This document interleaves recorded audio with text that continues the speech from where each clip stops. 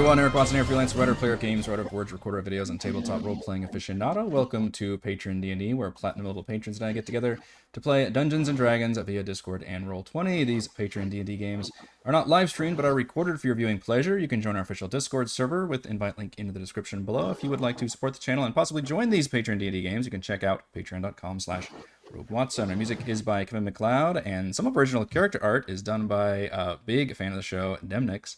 Welcome to session number 1 of our Dragonlance Shadow of the Dragon Queen campaign, published by Wizards of the Coast. For this session, I'm joined by patrons CT playing Pi, the Gnome Ranger.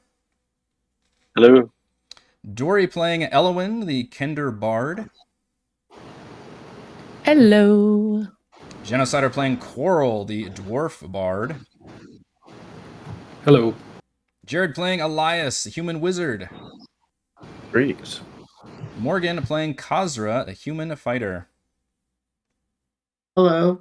This is the brief time before everybody gets their subclass, so it's a very short title right now. When I do have a previously on, by the way, even though it was a session 0, but we did have some action in our session 0 via our prelude. So previously on Shadow of the Dragon Queen, beloved adventurer Ispen Greenshield has recently passed away, and his surviving comrades sent out invitations to those who knew him to come to his funeral services at Vogler. That invitation list includes Seer, a dwarf explorer passionate about her culture, Pi, an eager gnome ranger, Ellowyn, a talented though plagiaristic kender bard, Korl, a dwarf bard whose confidence hides his inexperience, Kazra, a human mercenary with strong family ties, and Elyas, a noble human wizard with a rich family history. On the route to Vogler, our disparate group experienced different critical events. Elyas and Rickard ventured into a pre-test initiate site for the mages of high sorcery, passing the ritual by utilizing their arcane talent and receiving a sealed scroll and further instructions. Kazra, Pi, and Bird came upon a waylaid wagon bearing the signs of a recent attack. The adventurers scared away the monstrous attackers, which resembled humanoid dragons, and investigated the site, noting the fallen soldiers and tales of more enemies in the area. Seer, Ellowyn, Dargle, and Korl had ominous visions of a red dragon and a white-haired woman with black armor and a glowing red eye. They found a mystical temple ruin with the shattered statues of the gods, all except for Takisis, the dragon queen, whose statue was fully repaired. They received personal summons from different gods and became infused with divine power, the likes of which Krynn hasn't seen in centuries. Armed with these curious visions, omens, and knowledge, our heroes come together in the town of Vogler. Now, before I actually start up our first session, I guess, I do want to ask you 5 specifically if you all met each other, are meeting each other right now, like on the entrance to Vogler. Some of you, for example, experienced the preludes together, and it really is up to you what combinations. And also, if you could please remind the DM which of you would already be familiar with this town via whatever connections you have, and which of you it's your first time here. Well, my character grew up in Vogler. My adoptive parents are the traders. So This is totally you know the area well. Oh yeah, this is like where I grew up, my stomping grounds. I know Okay. all the little rabbit trails and things like that, and familiar with all the people that grew up here. So Okay.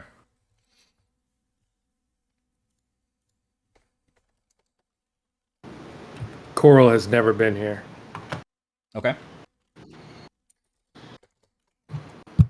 I met Ispen here en route doing deliveries for my family with their traveling tailor items. So I have a brief understanding, but it was more of like a passing through. Okay. Yeah, this is Pi's first time here. He's met Ispin, but it was elsewhere.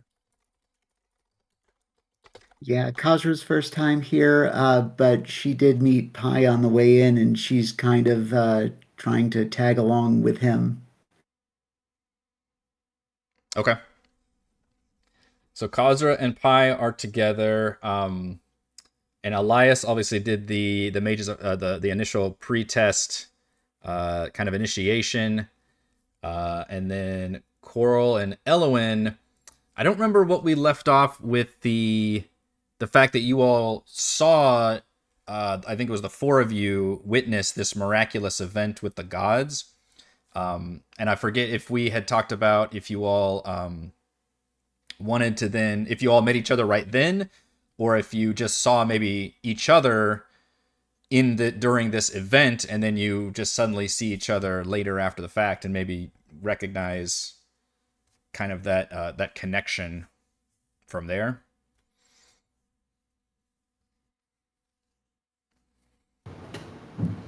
I think that's what we were talking about. I'd say I guess so, unless anyone. Yeah, I think it was more like we saw each other across a crowded room, and then once we all kind of get to Vogler, it was going to be more of like I think I've seen you before, know you kind of thing. So let's have all of you per chance, as so many of these stories start, arrive at Vogler just about at the same time. In terms of right at its Rivergate entrance, which only Elyas would be particularly familiar with. For Ellowyn, it's just kind of you're trying to recollect basically everything about this village, which is and if it's the circle somebody put on the map, obviously way up here in the northeastern part of Solamnia.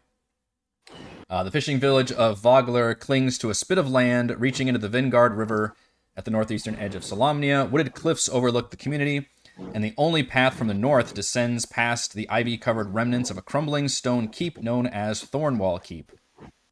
You all can meet up at a 15-foot-tall wooden archway carved with two leaping fish, and a main path then leads down into a village center, which is a quaint central circle shaded by an ancient tree along the riverbank. If you would all like to meet each other during this interesting, perchance meetup, that this is a kind of a frontier town, certainly not one that people normally pass through, and yet, and Elyas, you would certainly know this. The people are extremely friendly and welcoming. They're not actually very. I mean, they're hardy enough to be on the decent frontier here, but it's a very just peaceful, just a great place to raise a family, as they say.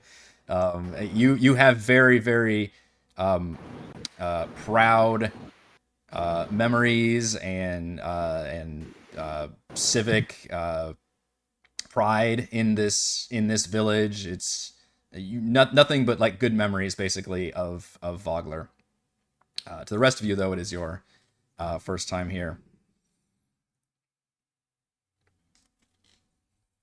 But I would like for you to, mingle and meet each other as you all end up together. I think Pi, so we got the gnome ranger, and the human fighter, who is very much taller, I think, even for a human, right? She's literally towering with her tower shield. Arrive together, probably looking a little, not wide-eyed, but maybe more cautious than the others. And then Elyas, you've got your sealed scroll in hand, and Ellowyn and Korl, both of you maybe arrive separately, but when you see each other, you instantly recognize that you both, along with some others, you had witnessed a miraculous event just transpire. So Elyas is going to come into town and start waving at all of his neighbors and people that he grew up with, and stops by the little bakery and gives him a banana nut muffin, and heads on over to the to his parents' shop, and goes in and starts setting up and tells them about his recent trip and about the initiation of the this first part of the test for the Tower of High Sorcery, and he's excited, and just helping them kind of set up and get ready for the day, and greeting customers as they come in, and setting up his workstation that he scribes information and keeps track of the inventory for good old mom and dad.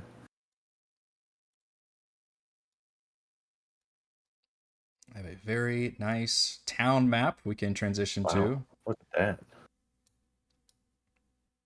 This is the As town. Kazra is walking into town with Pi, she's just talking his ear off, like trying to chit chat. Like, so this is your first time to town too? Yeah, I haven't ever come here. My mom used to come here all the time, but I've never been here before.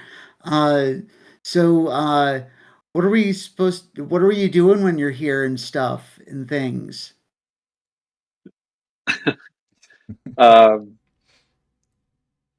I originally had Pi as like a cantankerous, like old one, and then, but I think now he's more younger and more like Nomeo from Nomeo and Juliet style, and he's just kind of like becoming agitated and like murmuring back to you, but like you're not like understanding kind of what he's saying.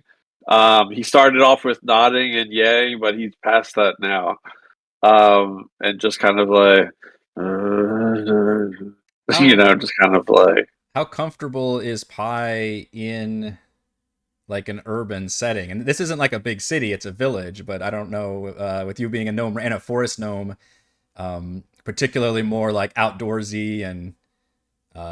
He's definitely wide-eyed and taking it all in, like the Beverly Hillbillies going to New York style of like. We've got Beverly Hillbillies and Romeo and Juliet in the first like 15 minutes of session 1. It's fantastic.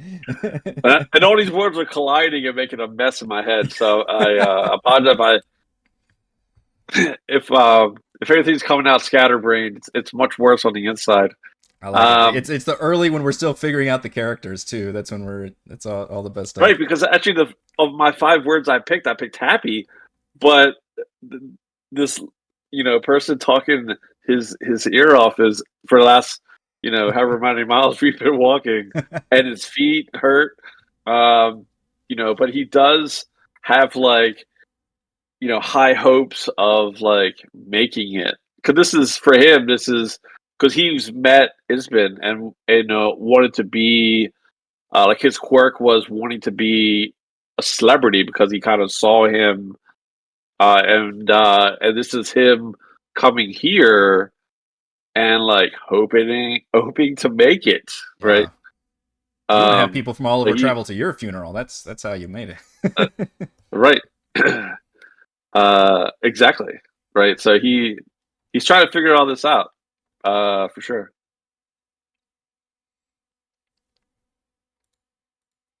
What about Ellowyn and Korl?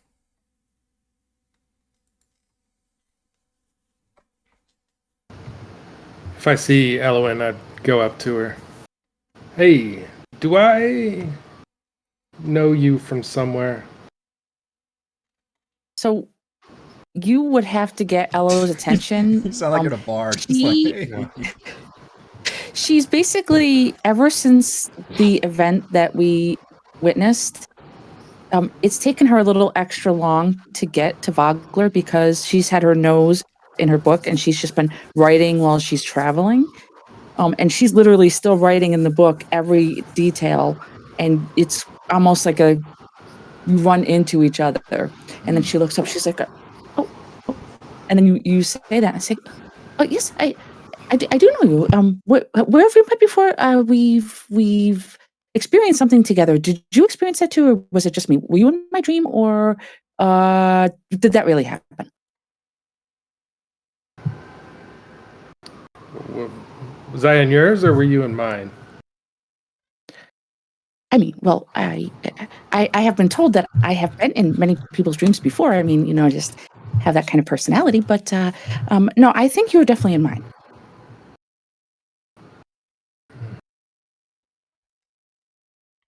I'm Ellowyn. Ellowyn Quaint. People call me Ello for short. And you are? Korl Flatstone. People call me Korl. That makes sense because your name is Korl. So yeah, it would. Korl, good. You wanna go get a drink? So you all, I can remind you. Where did I put that? You should have a handout. Pretty much the only handout I think. Brass crab. Yes, thank you. So the message from Becklin. She said, "This was the invitation you got about Vogler. A memorial for Ispin. It will take place here in Vogler on the eve of the Kingfisher Festival." Which, Elyas, you know, the Kingfisher Festival is the main. It's the Mardi Gras of this town. It's where they celebrate the town's founding and the great victory against enemy forces from Istar. And they even do a cute like Civil War reenactment mock battle to celebrate, which is always a huge, it's like going out to see the fireworks or something. Everybody, the whole town, turns out to see this. And the festival as well has like, stalls and fun stuff going on. So it's a really great celebration. And then, yeah, she recommended coming to the Brass Crab, which again, Elyas would recognize as the very quaint inn along the river.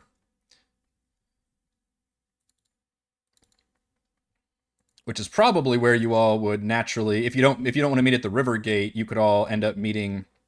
And perhaps you kind of notice, like some of you, because you notice villagers, and then you all probably stick out more than villagers do. I think every one of you, the villagers are probably 85% human, for example.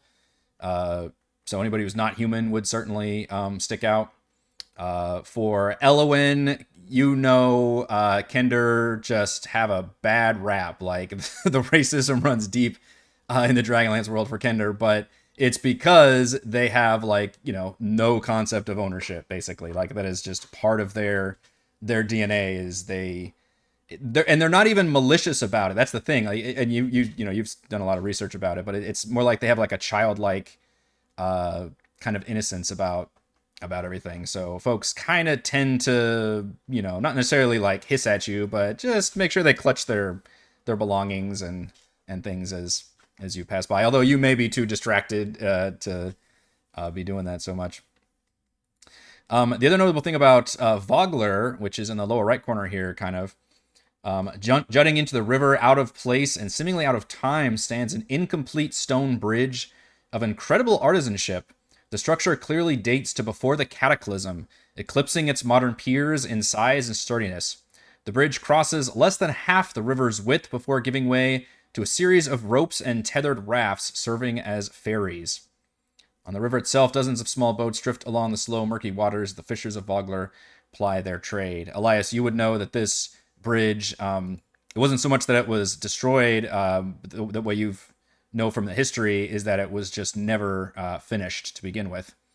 So it has like all the supports there, but literally people just take ferry. They've got it strung up with like ropes and shit, and they can use that to kind of ferry across the river as needed, because the road north kind of leads more into the frontier. So really, if you want to get back to civilization, you kind of almost have to cross the river. So some of you may have actually come in that way, now that I think about it, although the text certainly assumes you all come in via the gate, but it would probably be more interesting if all of you actually crossed via the river, now that I think about it.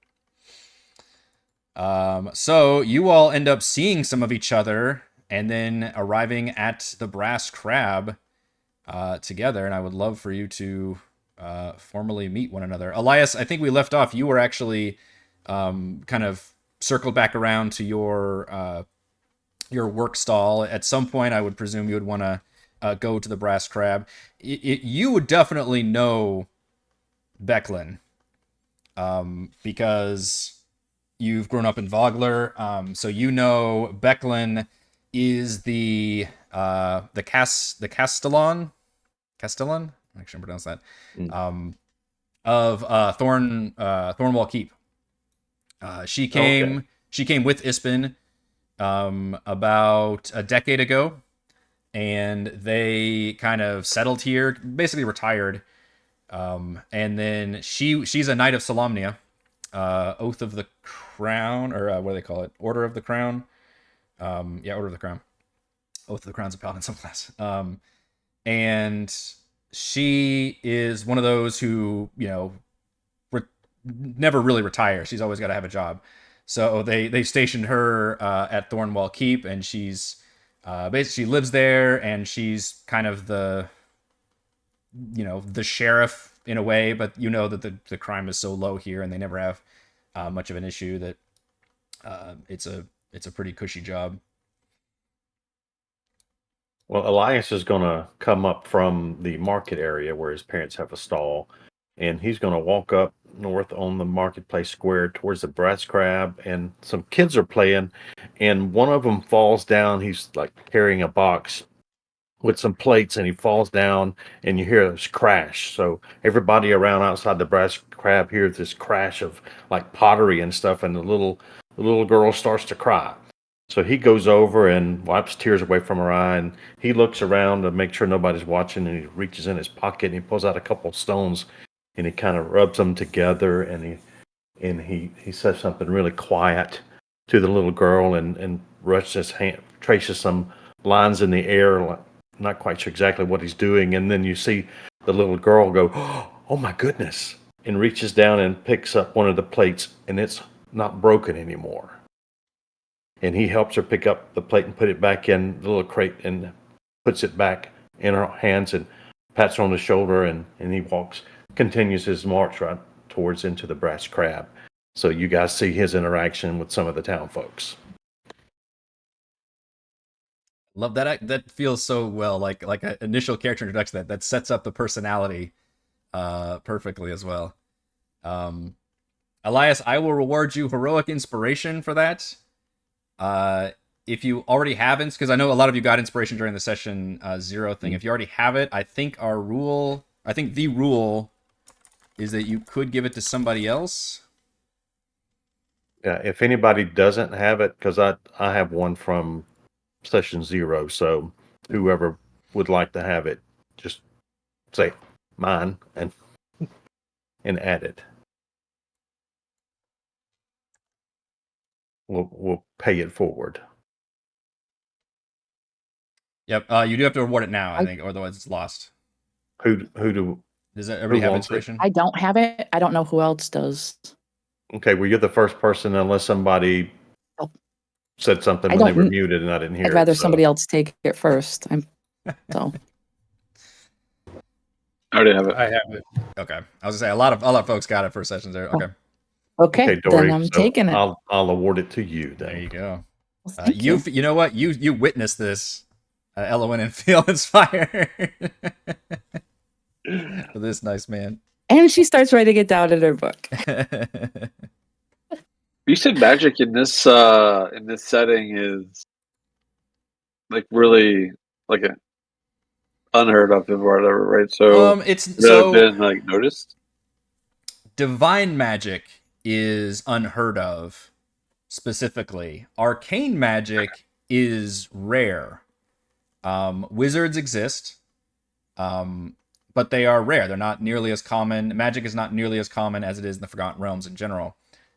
You might have, especially with a village of this size, you may have one wizard, right? Like a full-blooded official, somebody who's Elyas is still pretty early on in the training. Like a tower mage, then. Right? Yeah, somebody who's actually got their full papers and everything. Got the robes and stuff. You might find one in a village, and then in a bigger city you might find a couple, for example. In a big metropolis, you might actually have a couple dozen or something. So it's rare, and all the wizards would know each other, and they're all generally with wizards as a whole pretty much have the "with great power comes great responsibility" mantra in a lot of ways, because the Tower of High Sorcery kind of demands that, basically. Which, you can be a black-robed wizard. You can be kind of a more selfish, power-hungry wizard, as long as you pay your union dues and still get in, be a part of the. It's very interesting the way they incorporate different alignments the different robes within the Mage of High Sorcery. So it's a good question for this universe. So you would still be, it would still be impressive and unique to see an arcane spellcaster. It wouldn't be as like stopped short and like awe-inspiring until you all see the divine spellcasting, which would probably manifest and look differently. Mainly because anybody who's not a wizard, you'd be like, what the fuck's going on? Because you pretty much have to be a wizard to have magic. So once you see like other folks like Korl and Ellowyn manifest their magic through, you know, a union with a god, like that's going to be something that's unheard of. How close to canon are we going to do where the Knights of Solamnia actually look down upon or like oppose the use of magic? Very like superstitious. Since like for the last 300 years, and blame the wizards as one of the reasons why. Yeah. The Cataclysm claim. I don't know how you want to. That's why I was like being quiet about what he was doing, not to draw attention to himself. Yeah. Yeah, I probably would go with that pretty closely. But also the interesting thing is the knights themselves are looked down on. And in fact, Elyas, you would know, and a lot of you would know this really, that the Knights of Solamnia right now have been, a lot of them blamed for the Cataclysm, for the rise of the Holy Empire of Istar. Like a lot of their forces, they've been tarnished over the last couple centuries, really. But Becklin, and despite a lot of the townsfolk, even here in Solamnia, who would like kind of murmur about the not like spitting or anything, but they're just like, the knights. Becklin has like begrudgingly earned the respect of this village, but she's been here and like put in the work. Like she's, gotten to know people, and so she's kind of everybody's like, I don't really like the knights, but Becklin's cool.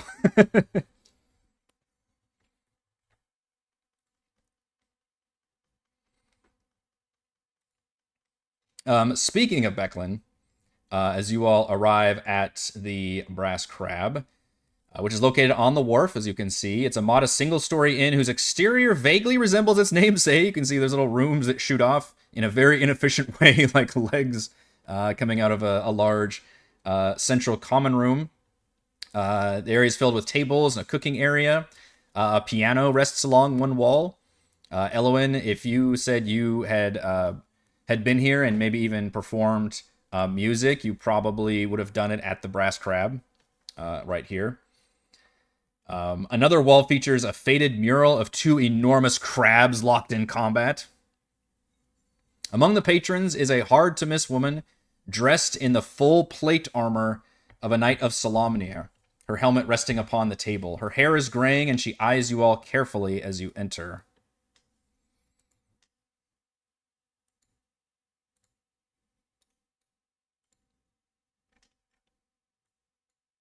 Feel free to enter while I put tokens.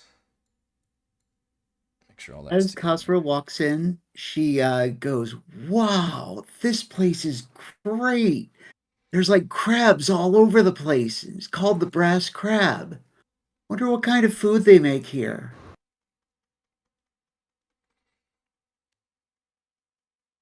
What's the mood like in here? It's cheery. It's I believe it is afternoon, so it's not terribly crowded right now. But there's some food being served. There's some drinks available. There's rooms available, and I even have a cute little map. By the way, a lot of these extra maps, because I know I'll get questions about it, are from Tessa's maps, or Tessa Presents maps, something, I forget the actual name of it. But you can search for Tessa, and she does a whole bunch of maps for official campaigns, and a lot of extra ones. So that's where this comes from. There, it's an add-on for Roll20. It was Becklin, the one that's almost due south of us. Yes, Becklin is here, and Elyas, you would know. Again, you would know her. In fact, I have a handout for you all. Oh There wow, she is cool. in her official, very, very cool knight with fucking giant horns coming out of the helmet. Awesome. So she would probably. What do you think your relationship would be to Becklin Elyas, since you grew up here, and as I mentioned, she's been in here about 10 years. Knight of Solamnia. The knights don't have the best reputation, so maybe when she first arrived, it was kind of murmured and stuff. But she eventually took up a post as the castellan of the keep, the nearby keep, which is very much in ruins. And something you would probably know about her is she's really into history, and she especially loves like she's kind of turned the keep into like almost a museum with like a lot of just old kind of artifacts and stuff that she's excavated in the area, and she's really into kind of preserving the lore and the history of the knights and the keep. Well, I've known Becklin for like literally from the first day she came to town with my parents. I would have been maybe, 11 at the time, helping them with like the store and writing missives for her, learning to be the scribe. And a lot of similar background. One of my skills that I'm proficient is history. So I spent quite a bit of time learning from her about the local history of Krynn and Ansalon and Vogler and the surrounding area, specifically the old ruined tower and about the cataclysm. It's just very fascinating for Elyas. And we've actually developed, a friendship as well as a professional relationship. And, being in retail, you have to be nice and polite to everybody that you walk through. So, and I would, if I had control of my token, I would actually walk over and sit down next to her and Don't have and control order of a drink, token. unless I'm doing it wrong. Whenever I put your token on the map, I can't move it, and I have to hit lock placement. Oh wait, now it's locked. Okay. You still can't move it? If I grab it with my left mouse button, the whole map moves. If I grab it with the right mouse button, the center, the whole map moves. So I can't. So when you do you have the arrow? You have so on the left side there's like a bunch of like different things.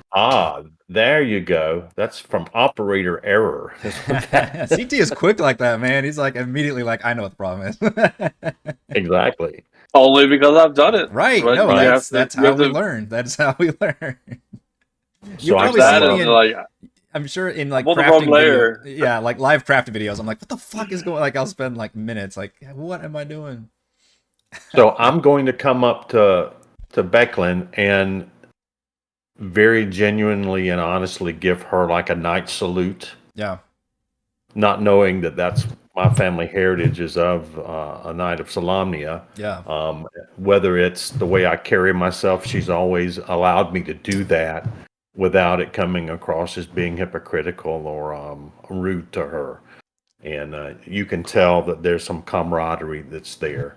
And I come over, and I would imagine she would invite me to sit down, and we start talking about what's going on. And she seems to be a little more open to magic than some of her other compatriots are. So I feel comfortable sharing, what I had just went through with my beginnings of my test. So, and she could tell I'm kind of excited. I liked it. I like to feel because Becklin was an adventurer, kind of like Sturm, where as part of an adventuring party. So she was probably around magic more often. I'm not actually sure if Ispen, but maybe canonically we'll say that Ispen maybe picked up some spells or magic items or something along the way to kind of make it so she was a lot more interested in that. Yeah, she's probably still like almost like a disapproving parent when it comes to your choice of getting into the wizard stuff, because she's like, you would have made a fine knight. Are you sure you don't want to be a doctor or a lawyer like your cousin? Well, I do have the healer feat, so I do know battle medic on the field. So that's kind of where I learned it from from her and Oh, yeah. some of the she introduced me to some of the other knights and some of the other battle medics there. So that's how I picked that feat up, by learning how to like slap band-aids and smear mud on people Yeah. and tell them to walk it off. She gestures around to the others who are kind of been, lingering around, and mentions the fact that she had enough information from Ispen to send out invitations and hope that they reached their intended parties. But she may not be familiar with some of you. I think, Ellowyn, you'll have to remind me if you've ever met Becklin specifically, in your travels. If they were as close as what it sounds, I'm assuming I hung around long enough to gather quite a bit of story from Ispen for my book. Mm-hmm. So I'm assuming I would have met her at some point. Okay. More of like somebody you met like a couple times, maybe once or a couple times, and we're like, oh yeah.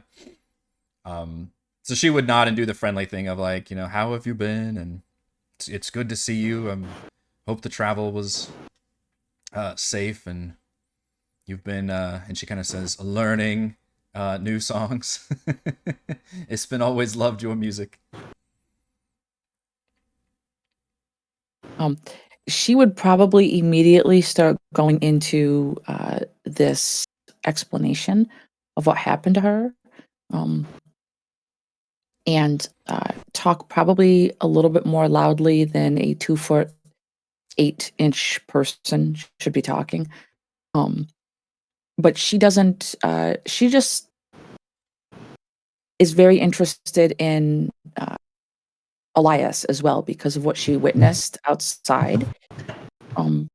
She's very intrigued by him, so she just kind of makes her way right over to the table and just joins in on the conversation. And she looks at you, Elyas, and she says, "Hello." Greetings. How are you today? I'm quite well, thank you very much. And the voice that she is using with this stranger is much different than is the way she was speaking to Korl when they met outside. It's more pronounced. It's more like oratory in nature. And she says, "I saw that you were quite kind to that young girl outside. What you did was amazing. Would you mind explaining it to me in quite detail?" Right. And she's So Elyas tells Ellowyn that was Elizabeth, one of the children in town who, was much like him, was adopted. Her parents had died years ago, and he had kind of taken her under his wing, look out for her. Some of the other children, how children can be mean, and he would, be there to comfort and console her and let her know that, it's going to be okay. You can find your way in the world. And while he's talking, he looks over, and I would imagine that some of the clothes that you had been, maybe worn and thread worn, and he looks in his pocket and he pulls out a couple stones. He says, "Can I help you with that?" And he reaches over, and on your arm where you're riding, he takes the two stones and he kind of looks around, and you can actually hear him as he speaks a word, and he says, "Hirbeth." And he takes the two pieces of what appears to be lodestone and slides them down the length of material, and the rip and the fray disappears. Almost looks like it's brand new, like you'd send it to a tailor. And then he puts his stones back in his pocket and says, "Always like to take care of potential customers." And he tells you a little bit about his parents' store in the marketplace, and says, have you met Becklin here? Looks like that you look at her like she's familiar to you. Can you tell me about that? I've known Becklin for a decade, ever since she's been to town. A very good friend of mine. Good people. "Oh, I've I'm well acquainted with Becklin. Many times when Ispen was telling me story upon story, sitting right outside this establishment, as a matter of fact, Becklin would come up and check in with Ispen, and she would sit and enjoy a story or two, and I would practice many a time, telling her, retelling her a special story from Ispen. Isn't that right, Becklin? As Ispin was very fond of his stories. Honestly, I'm never quite sure which ones were true and which ones were just magnificent fantasies, but certainly many of them made for some wonderful songs. And Ellowyn is very talented. Certainly, Ispin, for years, Ello always spoke of your music with great admiration.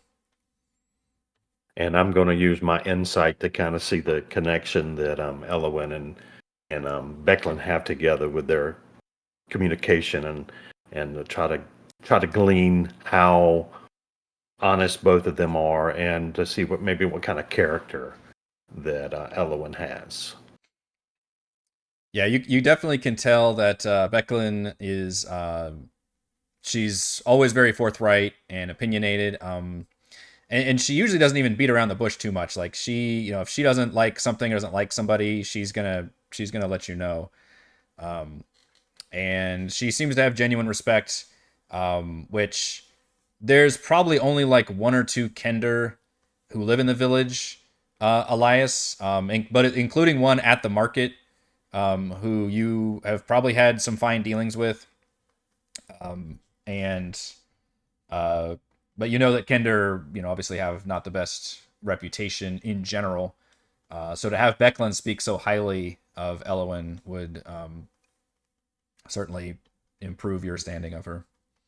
And every once in a while, I reach down and pad my pockets to make sure that the coin that I have is still in my possession. Ellowyn would probably notice that you do that because she is very attuned to how people react to her. And she would respond to you and say, please don't worry about those bodily things. What is important to me are the words that you speak, the stories you have, the ideas left to be told to others. That's what I cherish. And she notices that Elyas immediately seems to relax a little bit, not as tense, and sits back a little bit more in his chair, and maybe for the first time a genuine, authentic smile is on his face, and calls over one of the wait staff and orders some food and asks if you would like something to drink. I mean, Ella is never going to turn down a drink. But she will say, and as she's starting to feel more comfortable, you will notice that the intonation of her speech will get a little bit higher pitched and a little bit faster in nature as she's learning a little bit more about you.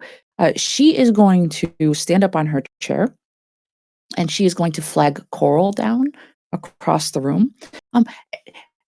Korl, Mr. Flintstone. I don't know if that was Flintstone. the right last name. Hey, Flintstone. That does not seem right to me. That's too funny. Flatstone. Flintstone, Flatstone. You wanted to get a drink. He's buying. He's buying.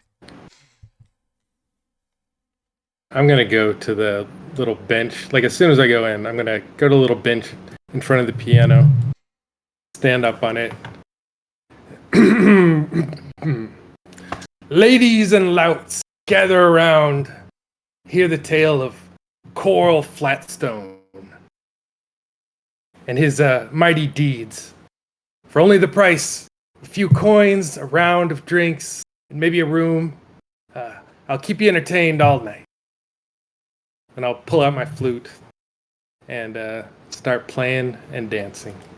I do kind of like a river dancing thing, where my upper body stands still, and my lower my legs are just. Becklin's normal stoic demeanor cracks a little bit of a smile. And she does kind of nod and kind of whispers to Elyas and Ello and says, Ispen, as I mentioned, was always fond of telling stories and seems fond of this one's stories as well. And then if I see Ello flagging me down, I'm just gonna keep playing, but I'll walk over here. Mm-hmm. I'll river dance over there. Elyas stands up to be courteous. In a way, he's on stage too, because this is like his hometown. Introduces himself to Korl. Elyas Starglow. Pleasure to meet you. Korl Flatstone, likewise. Call the waitstaff back over and make sure that he is served. Becklin will nod at the two Pi and Kazra, and she kind of frowns a little bit and says, you two... And she notices you're both probably the most heavily armed of this particular party. As particularly Kazra, who's like come in with a giant like warrior get up. And but the thing she notices is probably your two expressions and the fact that you all have recently even not necessarily saw battle, but at least saw something that maybe have scuffed up your traveling clothes and things, and maybe even got a little bit of blood stains on you when you were helping the injured farmer and everything. And so she asks. First of all, she asks, remind me how you knew Ispen and if the road found you well on the way here.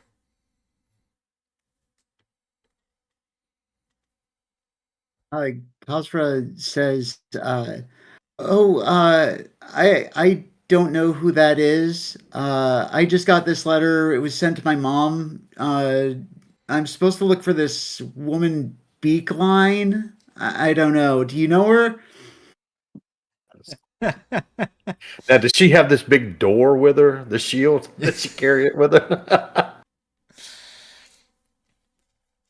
Yeah, it's like, is it strapped to your back? Like, how does it even... Just this giant shield? Yeah, she carries it strapped down her back most of the time, and then she pulls that off when she gets into battle.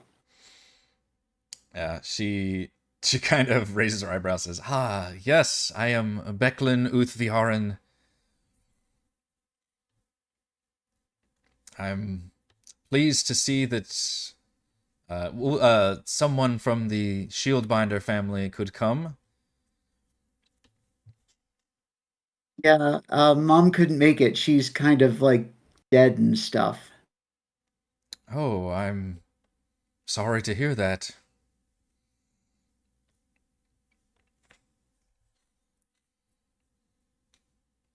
Pi sees her. Okay.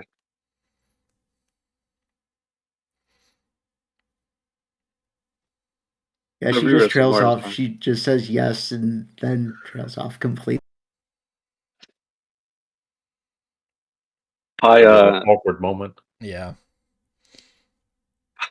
Pi sees her looking at his disheveled clothes that were like dirtied from whatever, and he's like, it's not from hiding, and tries to stand up a little bit taller and straighten himself up. And then he goes, said that he had saw Ispen 2 towns over a few years ago, and since then has been kind of like on a binged or like found his focus about like he now wants to be that type of celebrity. Hasn't had a clue what that is, but knows like that's where like his target is, and he thinks he can get it. He doesn't know how he's going to get it though. She nods solemnly and says, Ispen has that effect on many of us. Never knew how far we could make it. I'm very pleased that... do either of you say anything about the events that happened basically during the prelude section to Becklin? Oh yeah, Kazra just completely goes off and says, so the weirdest thing happened on our way here. So we were walking along the road, right? Like stomp, stomp, stomp, stomp, stomp. And then all of a sudden we came across this cart that was like all like completely smashed and stuff. And there were all these bodies all over the place, but one guy was still alive. And then there were these two things that were hanging over and they were like completely like they looked all scary and stuff, and I shot it with a crossbow and then charged in, and they ended up being these dragon things. I don't know what they were and stuff though. She's half very seriously paying attention and half like also overwhelmed like Pi is by your what do they call it, just like a single train of thought that just continued, like there's no periods and there's no spaces between the words. It just keeps going, run on sentence. So she's trying to keep up, and she's like, that's very unusual. We don't have much activity around here or danger or banditry, but I have heard some tales recently of some perhaps farmers and more rural areas of the region have been talking about some recent attacks. We don't have much... They weren't farmers. They were definitely dragons. At that, she will try not to chuckle. She like catches herself. She's like, yes, right. Well, whatever they may be, we don't have too many resources here in Vogler, but perhaps with all of your aid, we can get to the bottom of this. But for now, you all have arrived just in time, thankfully. We are scheduled to have Ispen's funeral tonight, and then tomorrow will be the Kingfisher Festival, of course, here in town, and certainly invite all of you to enjoy those festivities. But I would first want to invite all of you, as I've already done with my message, to attend the funeral service. It will be right here, and she points to the back door, and you would know that the brass crab connects right to the wharf. So we'll be having the funeral right here at the brass crab, and send off a dear friend and a good man.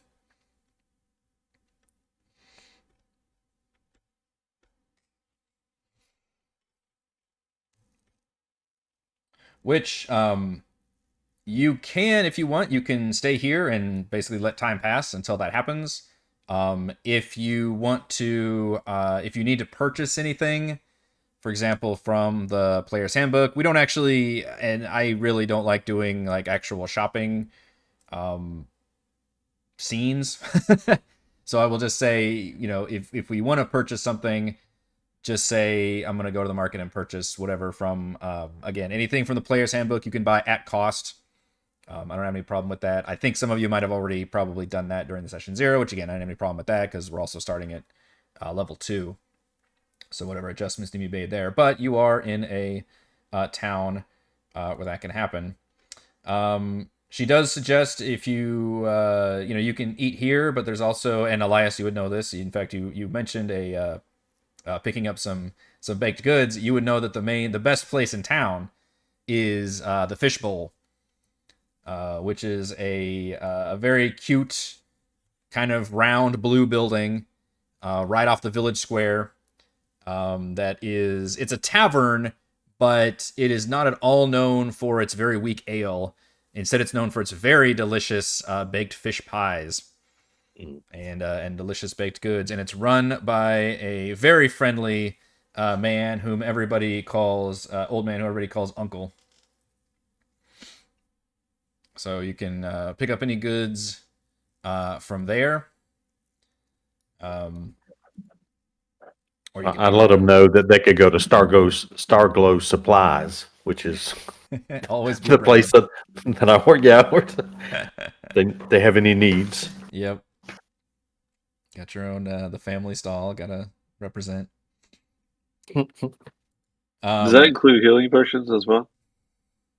If they are being sold in the player's handbook, which I think they are, then you can. If you had, do you have that kind of money? I don't know. I wanted to ask the question first. That's fair. I would allow it. I mean, I don't. I usually limit that kind of thing because, especially with a smaller town like this, they probably don't have like just limitless amounts of, inventory available. Turns out I do not have enough money. Yeah, they're 50 gold is a little bit prohibitive for a lower level, but I like that it is available. I always like how like Baldur's Gate does it, where it's like, yeah, they're available, but there might be like 4 or 5 available or something. So.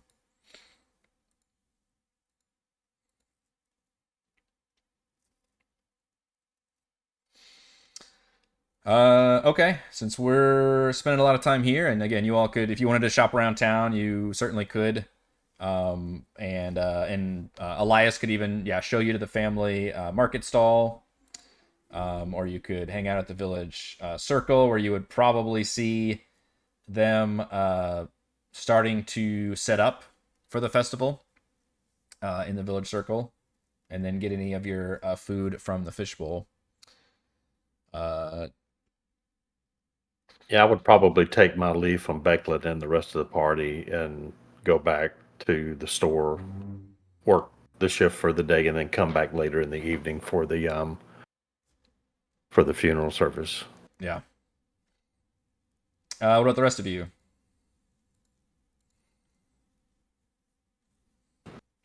You got a couple hours to kill until the funeral. You can hang out here. You can hang out anywhere in town. If we get back on the town map, I guess it would be more useful. I think Kazra's gonna get a room for the night and just kind of get all of her stuff unpacked in that room.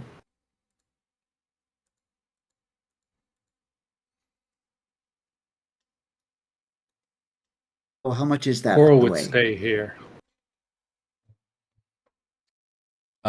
It would be probably less than a gold, so I probably wouldn't even ask you to deduct it, honestly.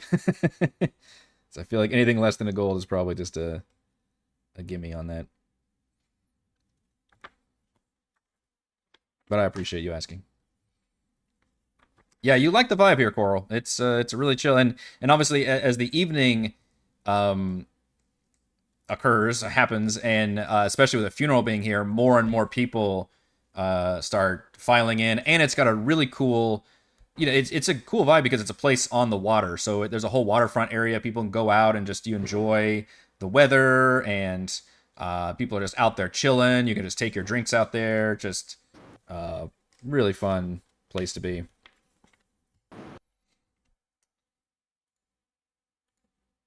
I think Ella would probably stick around here with Korl if the vibe is like happy and cheerful, and probably as people start to come in, she would probably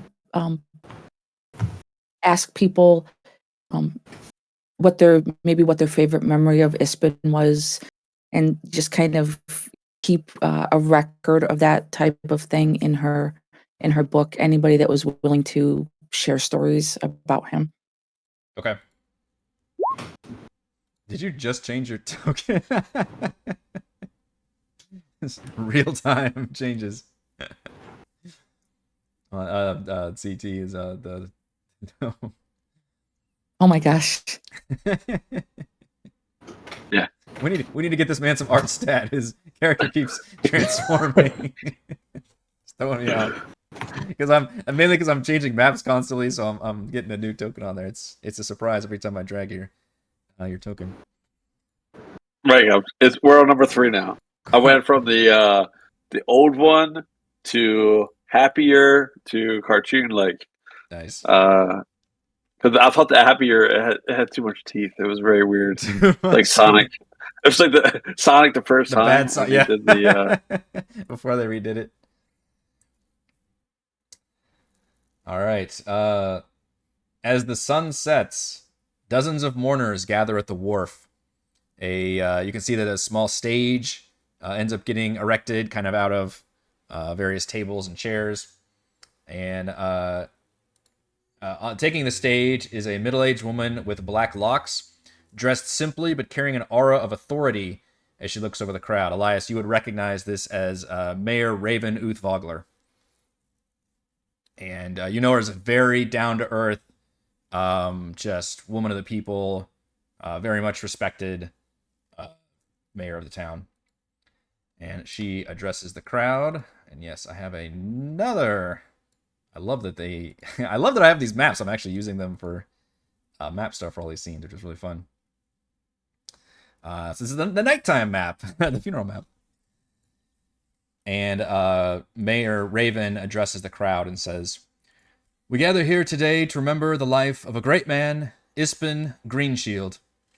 Ispin touched the lives of so many here in Vogler and around the world, but particularly one such, Solamnic knight, our Castellan of Thornwall Keep, Becklin Viharin." And she steps down, and Becklin takes the stage, and people give a little bit of a polite, people aren't cheering or anything because it's a funeral, but a little bit of a clap goes around the room. She, as Becklin steps up, she will kind of look down to you, Ellowyn, and say, if you would like to play some nice music for us, Ellowyn, I know that Ispen would greatly appreciate that.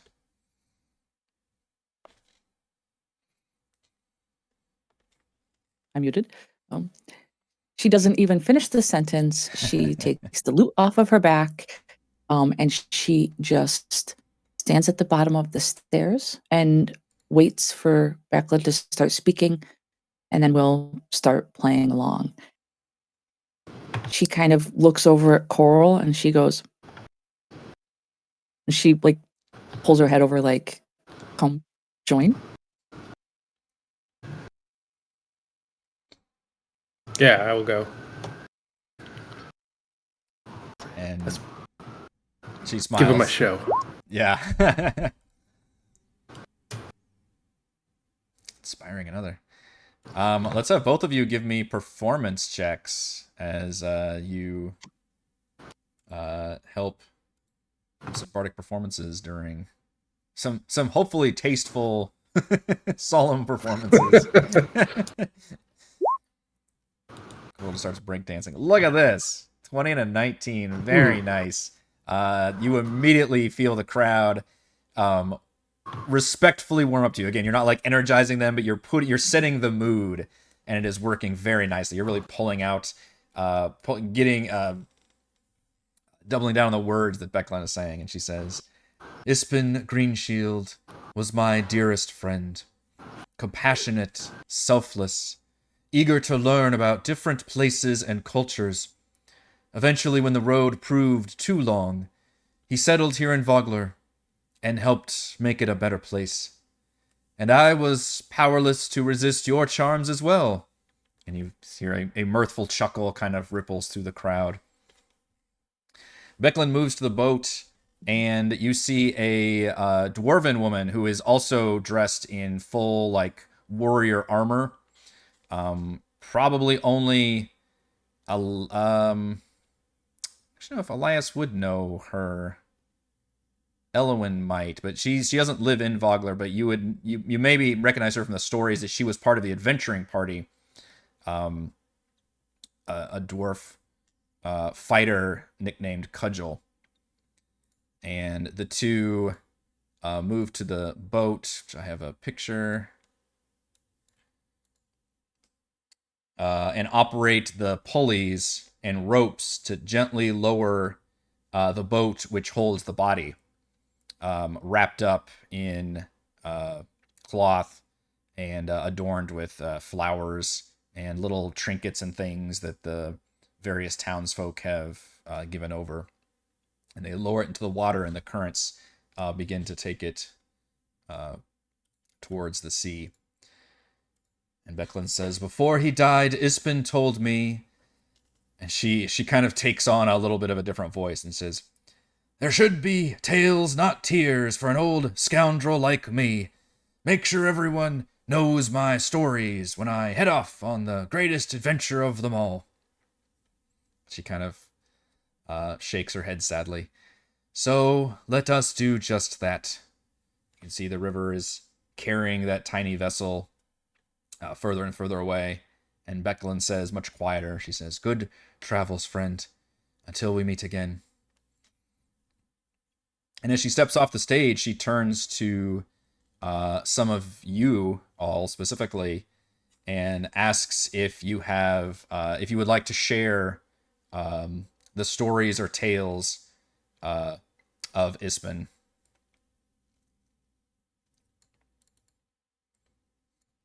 And some of you that, again, would know him very well or were inspired by him, for example, Pi, you would know that Ispen himself, he had, like, it's like the William Wallace thing where it's like shoots lightning bolts out of his eyes and fireballs out of his ass. Like yes, he was awesome, but like also you don't know if half the shit was actually true. But that was part of the awesome quality of it, right? So he, you could even say things that you weren't necessarily fully believe is true, but that you may have heard or something. Well, Elyas will definitely share the most memorable meeting with Ispen was the first time that he met Ispen when he was 7, in the story that he told of the Wizard's Tower and of the Red Goddess of Magic, and how it inspired him to seek truth and to always be curious. Boring. You hear Elyas, a voice ring out, and your heart sinks as you see Bakaris, who is kind of leaned back in a chair just inside the crab, the brass crab, and he's got a half empty mug, and he just boring. And Bakaris is a noble. It's him and his father have moved to Vogler in the last couple years, and he has been the biggest pissant prick constantly. Just Joffrey plus Draco Malfoy that you can imagine. But he is a noble, and people basically can't really do anything about it necessarily. So, but you hear this happening here. I turn and look, shoot daggers at him. Yeah.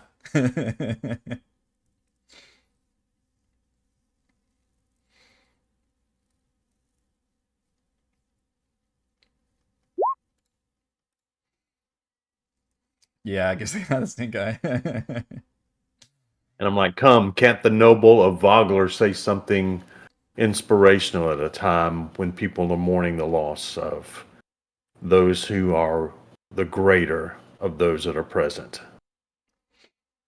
Kind of a backhanded, compliment Yeah. almost. He just kind of chuckles and continues to drink. He says, "Oh, you're doing a fine job, Elyas." Mm-hmm. And I see you have your cup again. It's gonna take more than this to get me to stay here.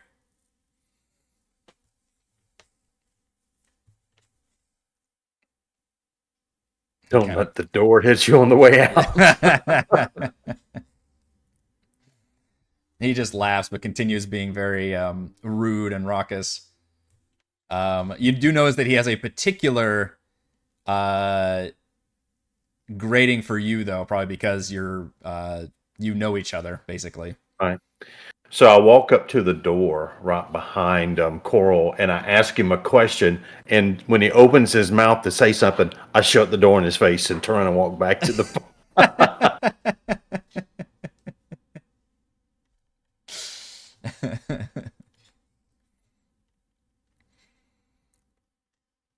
Becklin asks if anybody. Yeah, she kind of chuckles a little bit at that, and then asks if anybody else has any tales they want to share. Yeah, I'll share a tale. I'll go up and tell him about the time Becklin and I were having dinner, making camp by the ocean, and a kraken came out. And Becklin, he nearly pissed himself. He took off running, so I had to take care of it by myself.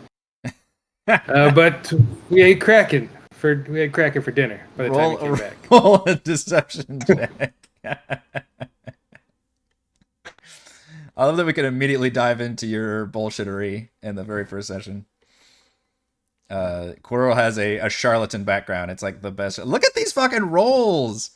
Dang. People love the story. Like it's starting to transform into a funeral now, into like a like the after service reception, and now it's like the fond memories kind of vibe.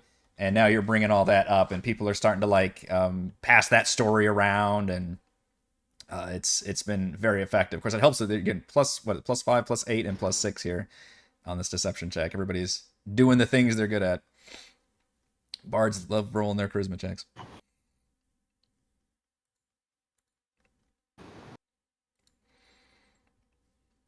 Does anybody else have any stories they wish to share? And Ellowyn, you're still playing as far as we know, and everybody's still vibing on that. But you're allowed to share also if you wish.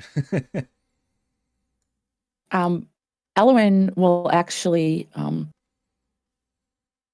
You all notice she's quick to offer up her loot if someone requests, but really, like, her book is her jam. And she actually will climb the stairs and stand where Becklin stood to speak. And she'll go, and she'll clear her throat. She'll say, I'm Ellowyn Quaint, collector of tales, borrower of brilliance, and on occasion, forgetter of who said it first. Ispin Greenshield once told me, stories are like campfires, best when shared. And I've been sharing that one ever since. Usually, without saying it was his. That's on me. That's who Ispen was. He was kind, he was brave, and he was generous enough to let others take a little bit of his light and carry it forward. So today, I say this. May the road rise to meet you, the wind be always at your back, and may you never run out of story. And if anyone ever asks where you heard it, just tell them Ispen said it first. And I'll just stand where I am, take my loot, and just go back to playing. Her book just kind of swings to her side. She has a strap so that it's like a photographer thing. She just whips it up and she the book at any time. So it just drops back down to her waist, and she just grabs the loot again and just keeps playing. Nice. At some point while this is happening, Cudgel will actually start to mingle, because we're getting a little bit to a mingle section. And, people are coming up to speak, but everybody's kind of, talking amongst themselves. And Cudgel will actually introduce herself specifically to probably Kazra and Pi, and again, I don't think Kazra knows anybody, but Pi, you probably know Cudgel as much as you know Becklin or Ispen in terms of being part of that adventuring party. Basically, it's like, oh shit, you were one of the Beatles, whatever, for you. So it might be a little bit of a celebrity thing for you as well. And she introduced herself. She's a obviously dwarf warrior. She's got dark hair, and she looks very stern, but then she kind of breaks into a wide smile as she, puts out a hand. Says, Radomir Iron Smile, but everyone calls me Cudgel. Good to see some fighters here, packing some heat. How do you folks know Ispin?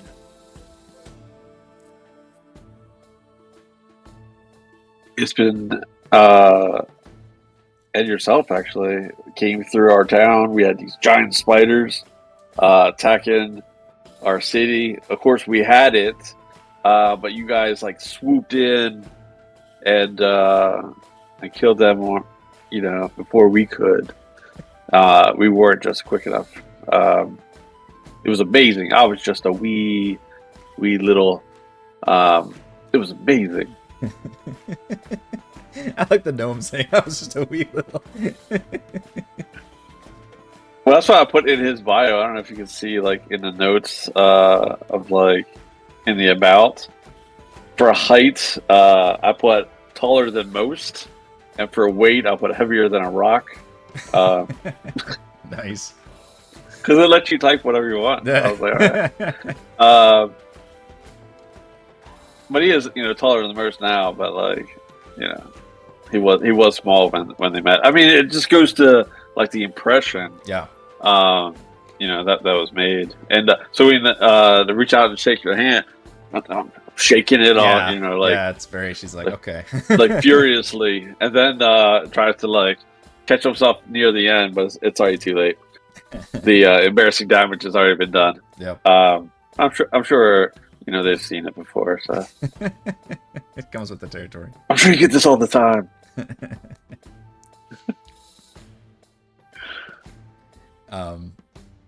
She's like, I certainly use some enthusiasm, but in my company, I'm not much for retiring like Becklin over there in a single town.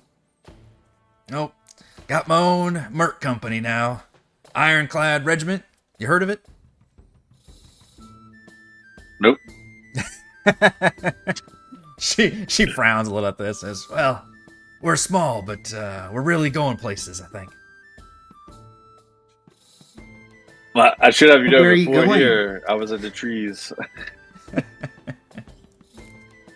Well, currently we're here, but I don't know if you know about this this festival tomorrow. They do this mock battle, I guess. Maybe some kind of training thing for their local militia, and they usually just fight it out with each other. But apparently this year, since I'm here and wanted to stop and pay my respects to Ispen, and I had the whole company with me, and now they want the regiment to battle the militia in the battle. So I got that going for me, I guess.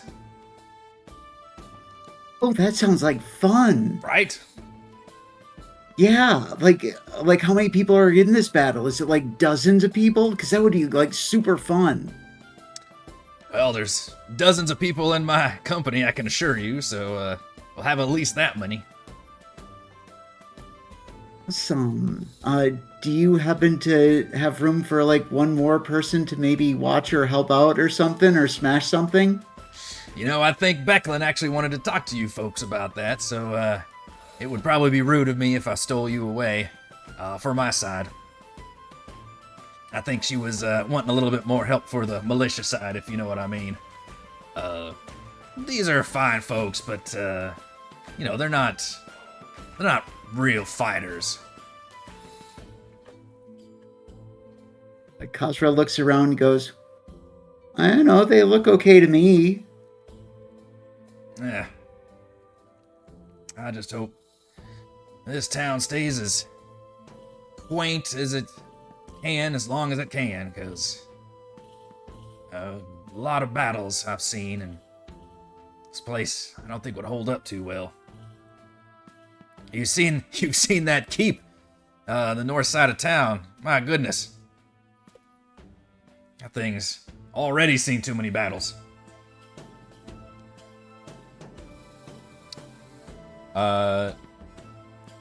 What's everybody's passive perception? Which on the character sheet is on the right side, I believe, under senses.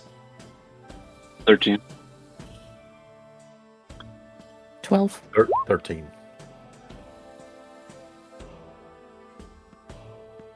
9.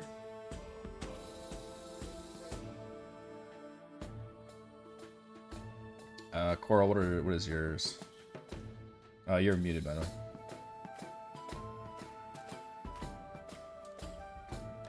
Pin. Let's see. Ellowyn. What was Pi? Sorry, Elyas was 13. Ellowyn's 12. What was Pi's perception? 13. 13. Okay. You three notice an elven woman, appears to be a blue-skinned elven woman, at the very peripheries of the funeral, kind of hanging in the back, and she's got like a Jedi-looking robe, basically the big old, dramatic robe that kind of covers everything, that looks extremely conspicuous. And she's just kind of walking along the fringes very calmly, not interacting with anybody. I recognize this elf. You do not. I don't know if there are any elves that live in the town, to be honest. That they're also pretty rare in these parts. Would my 16 passive investigation give me any additional insight into her, like any signs or indication of where she may have been or where she may be from? If you get up closely to her, you get a very strange vibe from her, almost like a magical tingling.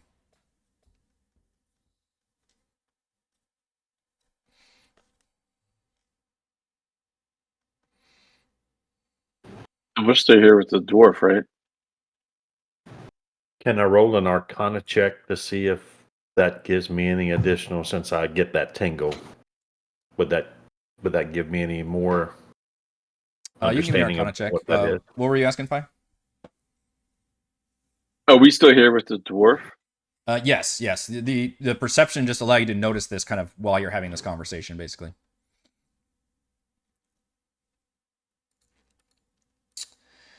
Your Arcana check definitely tells you that this person either possesses magic or is magical in some way. But there's something strange about them. What color robes is she wearing? Just like the Are Jedi, they like white, the red, or brown. black? No, Okay. she's not wearing any of the order robes. Very much like just a big a big brown traveling cloak kind of a thing.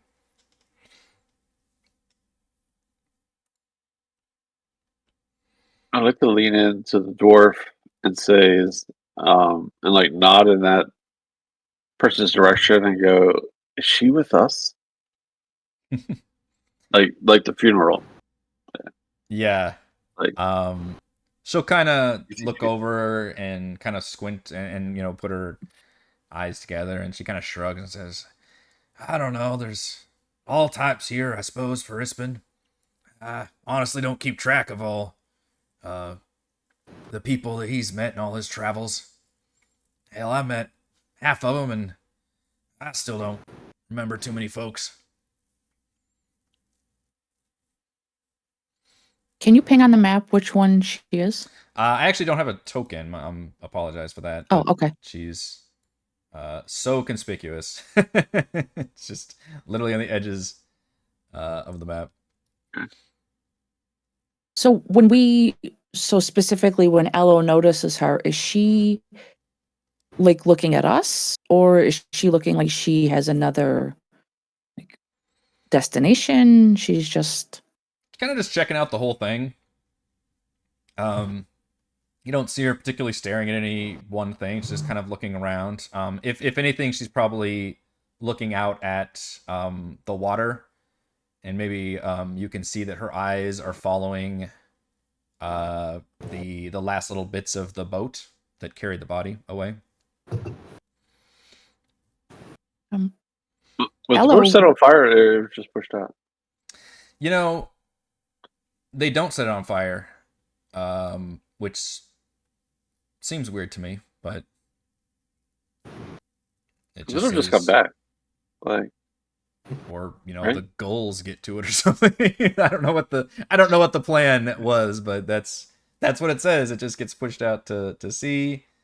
Maybe they rigged like a time bomb so it explodes after a certain time, and some kind of glorious like corpse explosion. Ispen would love that, I think.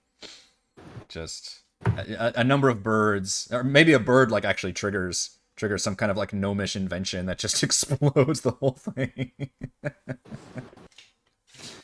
I'm so proud. It's like, damn, that's cool. Ello's going to notice this woman, and I'm not sure if she would have ever seen anyone like a blue-skinned elf before. Yeah. But the fact that she's watching Ispin leave, and we're all there on her, I think I would keep playing my lute, and honestly, I would go up to her and I would say, and how did you know Ispin? Do you have a story you would like to share? And she'll stop playing long enough to like lift up her book and look expectantly. She continues her very slow walk. Again, almost an conspicuous like general saunter around this area on the peripheries, and she doesn't respond immediately. But a few beats go by, and you kind of stare, for a second, and she never quite looks at you, but you can tell you finally kind of rest her attention, and she continues, like her eyes just very slowly looking around. She says, I have lost so many in my life. Loss brings so many together for joy and sadness. I enjoy your music.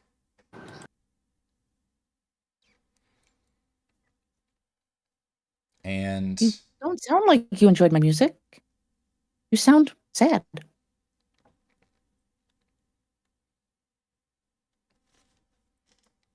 she doesn't respond for a moment, and then she opens her mouth and she sings very quietly, but hauntingly beautifully. And you realize she is singing in Elvish.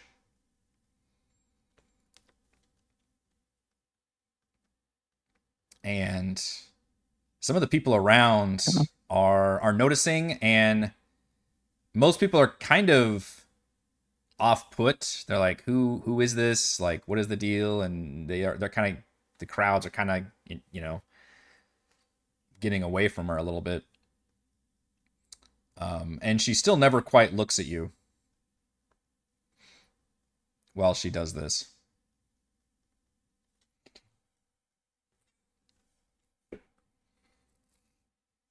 Ello is completely in awe of this and will match.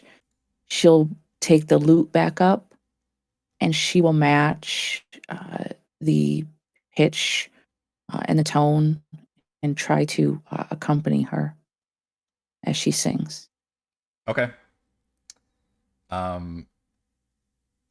As you start, she immediately stops, much to your dismay. Immediately stops, like mid whatever. And her eyes suddenly snap to you, which is startling. Because the whole time she's been very, like, slowly just drifting around. All of a sudden, just, like, snaps like a bird. Just... And she says, there is danger. So much danger all around. You and others have a very important part to play in the events to come. Elyas, go ahead. No, I was going to say Elyas is going to slowly walk up in that direction, and when she's done speaking, I'm going to ask her a question in Elvish. She says to Ellowyn, she's like, "We will meet again," and then she's turning, but you can say something, Elyas. Elyas looks at her, and in Elvish, he asks her, "What danger are you speaking of?"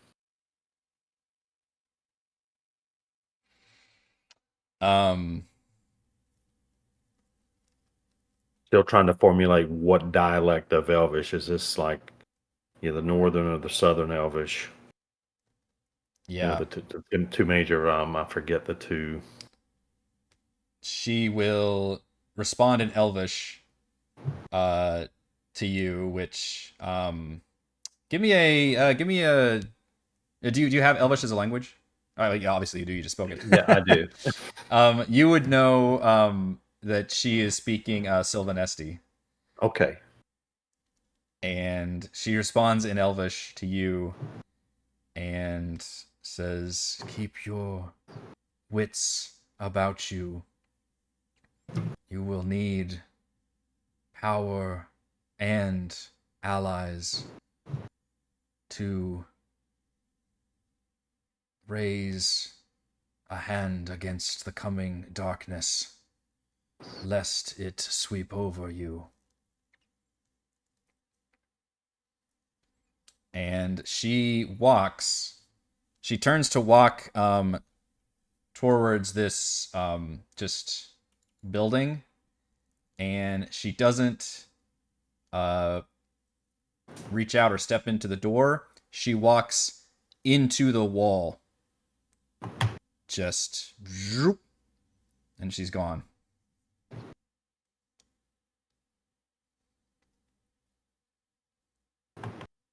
I want to turn and speak with Becklin and ask if I would imagine I would know if Becklin could speak Elvish or not, correct? She's probably picked up some phrases here and there. She's not like super fluent, but given her world travels, she's probably picked enough to like ask where the bathroom is and that kind of stuff. I asked Becklin, I kind of interpret and let her know what this mysterious figure said. Do you know what this danger that this strange one spoke of about the coming darkness? At first, she literally thinks you're telling you're telling a story, because that's everybody's sharing stories and stuff. Right. And it takes her a moment, and then she remembers you don't tend to fancify anything. You've always been pretty forthright. And then she's also confused like Cudgel, and she's like, she says she doesn't recall sending out any invitation to any person that matches that description, or recall knowing that person. And as for the warning, quietly, yeah, very quietly, I'll let her know that whoever this was is a being of magic or uses magic. Yeah. At that, you can feel like a kind of a shudder ripples through Becklin, and that's not something I say very loud either, because I know right. that, Yeah. She says these are dark tidings for what should be a joyous celebration. In fact, there's, of course, the Kingfisher Festival, as you know, Elyas, tomorrow, and I would like to... Well, we'll speak of this tomorrow. Please meet me along with what appears to be your little group of friends over there. If you would please meet me at Thornwall Keep tomorrow. I would like to discuss some things with you. Well, we've got such a eclectic group here in Vogler. I nod, and then I slowly make my way to connect with the other 5 and let them know that Becklin would like to meet us at the keep tomorrow morning to discuss some matters of import. With that, why don't we actually take a break here for our session as we wind down the funeral scene for session 1, and then we'll pick back up in about 10 minutes.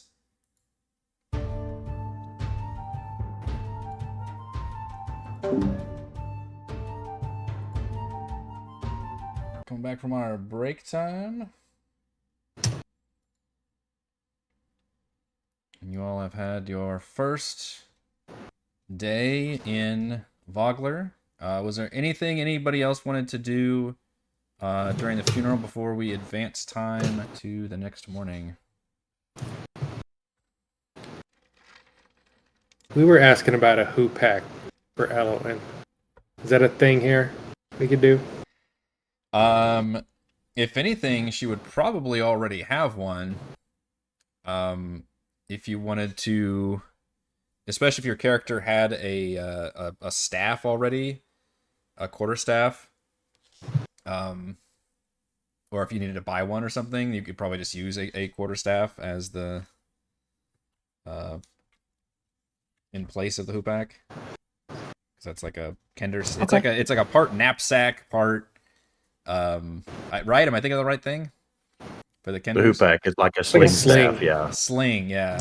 It's a staff with a sling on one end. And when you twirl wait. it makes a really weird noise and can cause fear. Is that included in the book somewhere as an item? I haven't seen that since like a 3.5 book. It's been a long, long time. I just searched the compendium. Is it there? So in here, it shows up. Okay. I don't own the book, so when I was in my other game, I wasn't seeing it. Oh yeah, But there it it's- is. it Under looks like it's an gear and item. magic items. Yep. Martial melee weapon costs 1 gold. Does 1d6 piercing with melee or 1d4 bludgeoning with ranged. Ammunition range 40 or 160 with disadvantage. Finesse special and 2-handed. A hoopak is a sturdy stick with a sling at one end and a pointed tip at the other. You can use the hoopak as a martial ranged weapon or as a melee weapon. I would love to have that. Yeah. I have no... Yeah, you can How are you definitely... spelling that? H-O-O-P-A-K. AK. Yep. Yep. So it is in the book. So yeah, I would say you can grab that for 1 gold piece. And yeah, you can use all that information from the compendium. Oh, I didn't even... Yeah, okay. It's literally a slingshot with a spear.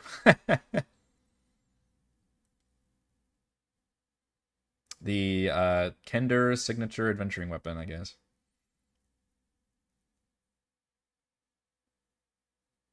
Oh, it's finesse also, so you can use strength or dex. That's good.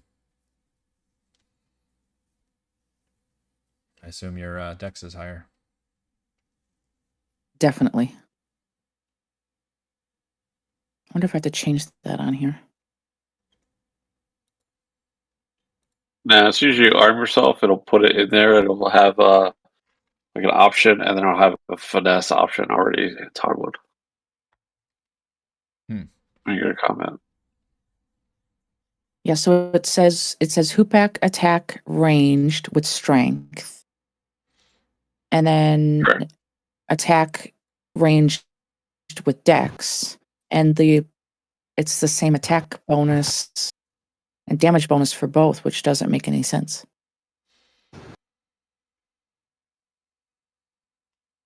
Because my strength is shit. Yeah.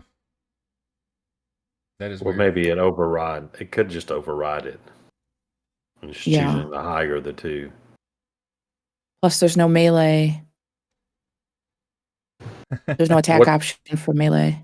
Have they changed the because I know sometimes if it's a finesse or a light weapon, you use your dex mod instead of your strength mod in the 2014 version. Have they changed those in the 2024? I think that's how it still works. That's probably what's going on. They may have different properties on the weapon. Or it could be if you use two-handed instead of one, it would be, what's that called? Versatile weapon. Versatile. And then you jump up the die. You jump from a 6 to a D8 for the damage if you use it two-handed instead of one. Are you proficient with... God, it's considered a martial melee weapon, dang. Surely Kender would be I'm proficient with simple the Kender weapons. would be automatically proficient with the Yeah, that's hoopback. what I would think. So I'm going to, even if it doesn't have that in the sheet, I'm going to allow you to be proficient with the hoopback. Which means you can add your proficiency bonus to the attack rolls. Oh, okay. So then I Or will if there's a fix checkbox that. somewhere for proficient. Yep. It's actually pretty intuitive when you go into the attack area. Ability override is dex. Other bonus. So proficiency would be, I just changed that to proficient, and then it should. Yep, I get a +6 to attack now. But there's no melee attack, and I think the attack, it's different, right? Yeah, it said the melee was 1d6 and the ranged was 1d4.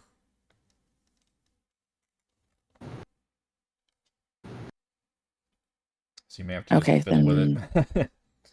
Yeah, so this is wrong.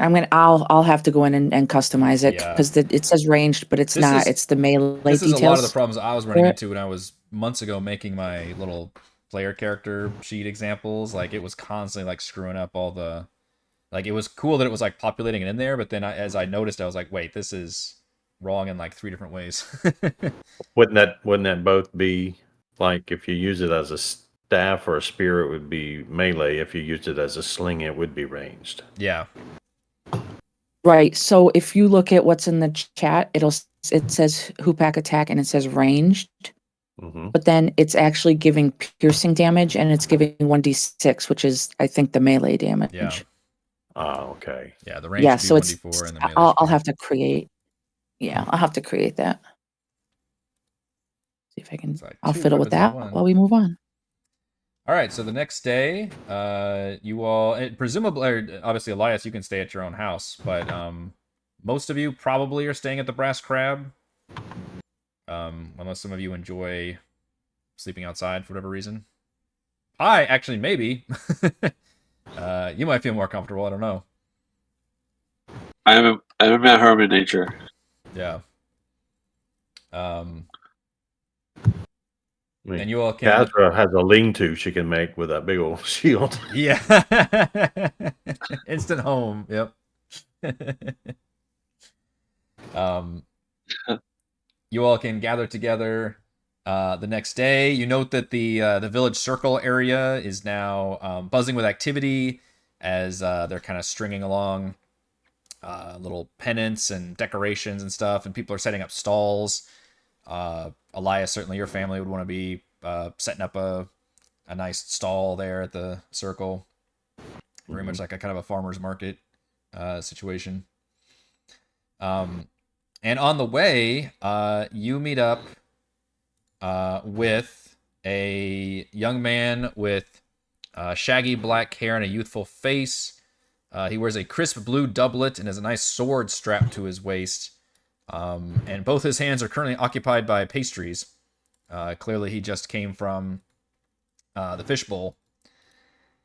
And you would recognize Elyas. You would recognize Darrett. I would love for him to be a friend to you, but I don't want to presume too much. Sure. I mean that would make sense. I'm kind of like a big brother to a lot of the younger kids in town. So Yeah, he's probably your age. I mean, so I'd love it if you kind of maybe grew up together a little bit and were pretty close friends. And he is, you know that he's Becklin's squire. He is. Oh, okay, very great. Now his name again? Darrett, Darrett Highwater. I can put that in. Definitely has family and roots here in Vogler, and despite the general malaise and murmuring about the Knights of Solamnia, he's always been a fanboy, kind of like Pi and the Ispin crew. He's always been real into the Knights of Solamnia. It's his dream to be a knight, and it probably helps that he just adores Becklin, does everything that she asks. And she certainly respects him and is like a second parental figure for him.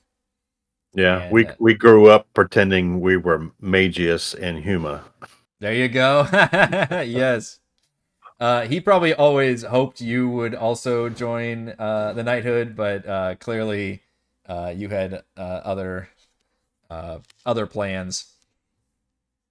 Because he also in wanting to be a knight, he maybe also he has like a more dim view of magic, and maybe that's driven a slight wedge in your friendship. You're basically at that level where you're childhood friends, and you can feel maybe you're starting to have different goals in life, and you feel maybe pulling away from each other, but you're still very amiable toward each other for sure. And certainly Ispin's passing has been a big thing that has brought everybody together.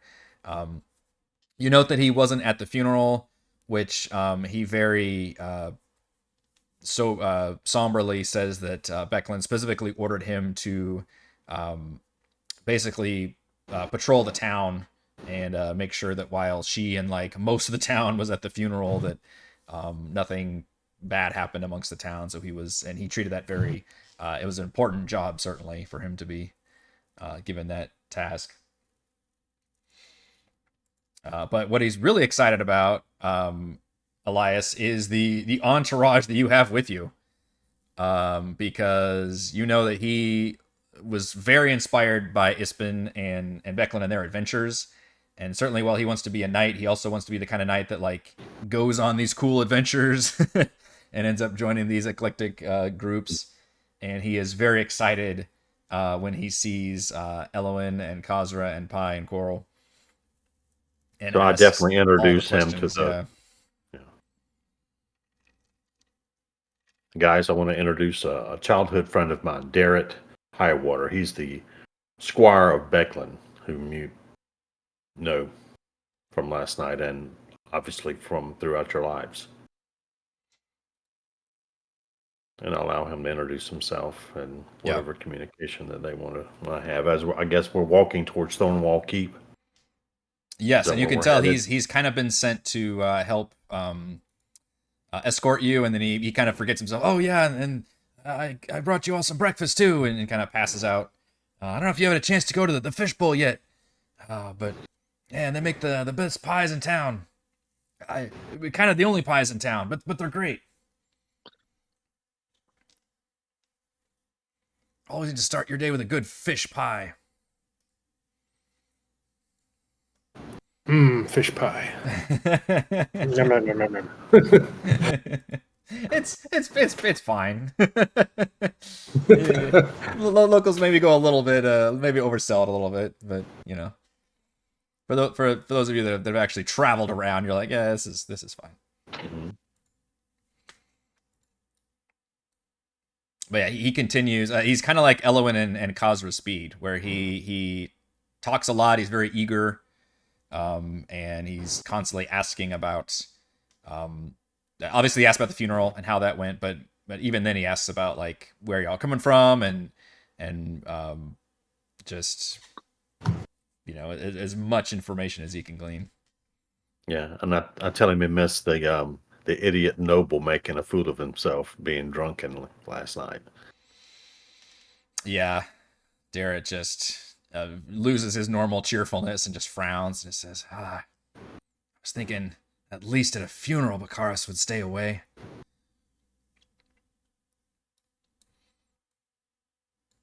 But that's one of the few places that you can go to drink, so I guess he's got no respect for nothing.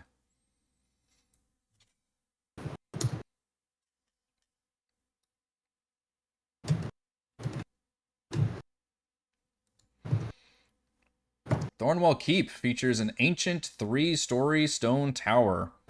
Rising from the tower is an elaborate gnomish device that resembles a catapult.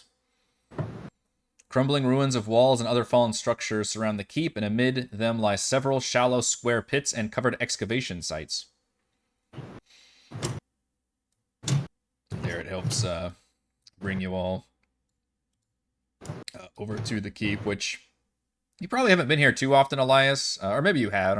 It's not something that people generally interact with too much on a day-to-day basis. It is more of a I don't know, like having a historical site in town, except there are no tourists here, so it doesn't really get used all that much. I would have imagined that the older I got, the more infrequent I would go there. Yeah. When I was a child, I would spend more time there. That's probably true. Because it is kind of have that cool construction site vibe that kids like to mess around in, and cool ruins, and probably tales of haunted ruins and stuff. But these days it's mainly kind of converted into a little bit of a museum. As you all kind of lead into an entrance, there's got a little bit of a library. There's some ancient Solamnic pieces on display, some kind of just rusty weapon. Nothing that's frankly super impressive. Although maybe, I don't know, Kazra or somebody might be like, oh, wow, this is, really fascinating stuff. But the reality is it's just kind of a lot of stuff that's come out of the ground that maybe to a super historian might have some value to it. But you can tell Becklin has put a lot of love and care into not necessarily restoring the keep, because that's not really possible with just her and Darrett here, but at least in preserving and finding a lot of these artifacts. And Becklin then enters the room carrying a large object wrapped in cloth. And she says, I know it looks more like a museum than a proper fortress, but this town could do with a bit of history. And besides, it keeps us busy. Put Becklin back on the map too. And she invites you all into a study area where you can sit down, and she places this big object on a table in the middle. She says, I was impressed with your stories and your demeanor since your arrival. Ispen wanted to leave this with someone who would put it to proper use. I don't see much action these days, and Darrett, he finds it a bit too cumbersome. And she unwraps the cloth, revealing a gleaming green shield featuring the emblem of a great tree. And Pi, you would recognize this is the green shield. Which I kind of picture in size and shape to the Captain America shield, I guess. Kind of just a big, round. Okay. And it does feel like it is magical, at least enhanced. Ispen did not bullshit about that part. Although you heard tales where, you've probably heard 6 different tales of where, the shield was forged in the belly of a just volcano, and all these. It was given to him by a fey creature, or all these various tall tales that he is. Nobody knows exactly which story is true, but you are seeing the shield. Yeah, Pi's just in awe. Oh. Can I touch it? Is it as heavy as they say, or not as heavy as they say? She smiles warmly and is you can tell she's like satisfied at the effect it's having. And she says, "But it comes with a condition. Ispin was a big player in the Kingfisher Festival reenactment of the Battle of High Hill. Every year he so looked forward to battling and dying in the most memorable ways possible. This year, Cudgel and her company have been invited to join the battle. The mayor was interested in training the militia and putting on a good show with the Ironclad Regiment here in town. And I would formally invite you all to join the reenactment." I'll get my stuff.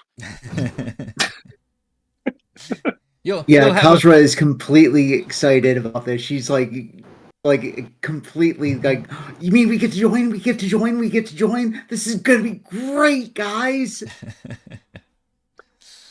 Such enthusiasm is certainly nice to see.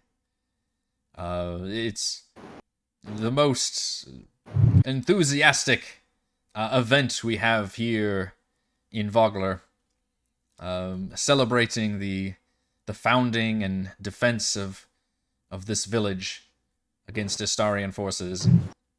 She kind of repeats some of the information that Cudgel was basically saying, where about the reenactment.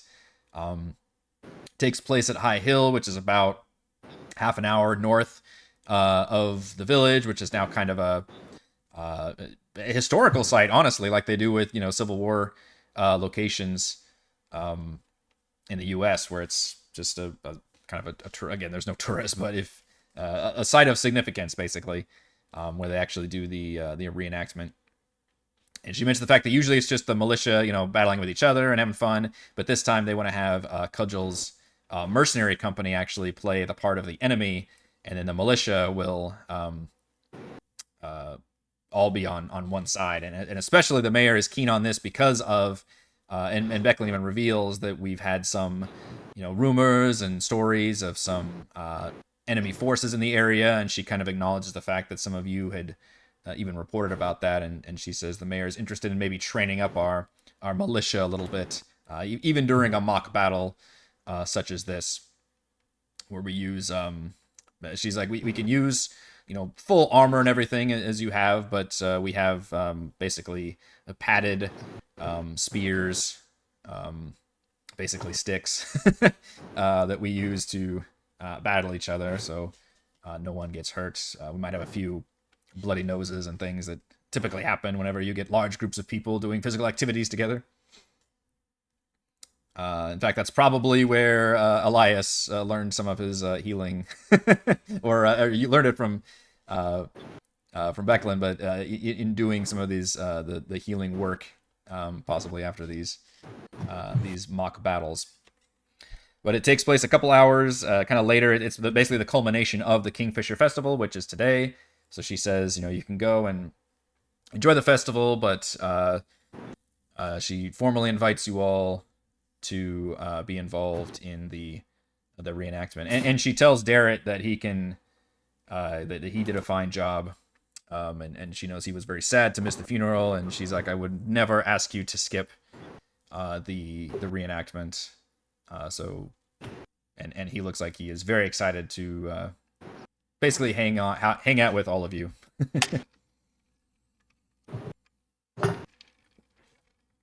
The shield is a +1 shield. You all can feel free to fight over it, but she is willing to turn it over to all of you, assuming you agree, of course, to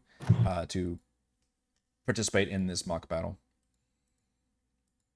And she, I don't know if she formally tells you, but she's basically saying, I'll join the side of the militia, basically, and kind of, she's noticing a lot of you look like you're not experienced adventurers, but even a level 2 adventurer is way more powerful and sufficient than a like a commoner with a stick, essentially, or whatever, the guard, stat blocker, bandit, whatever it is, that would be the kind of lowest ranking. And she's hoping that you all can help show off some nifty skills. And she'll even look at Elyas. I don't know. And maybe even a light spell or two, but nothing, of course, would cause injury, Elyas.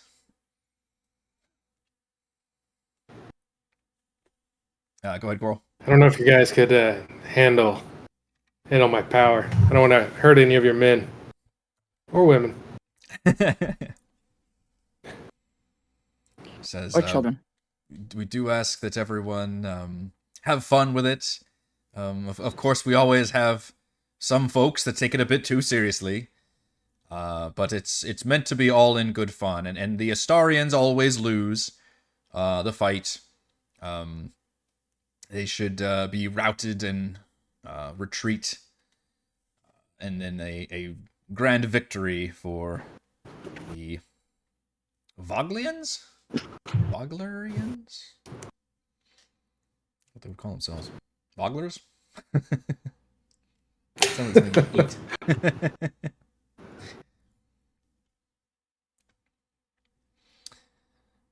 Do you have any questions for Becklin? And who wants the shield? I know Pie's salivating. Pie's already holding it. Yeah. Like, Pie just became the kender. He's already holding the shield. He's got the shield. well, you look at this. But he doesn't. He's not a. He could be a front line. But he's usually up in a tree. So He's usually up in a tree. I mean, I can't use shields. Yeah, that shield's way I guess too okay. tiny for Kazra. Right, this is my size. It's my size shield. That's right.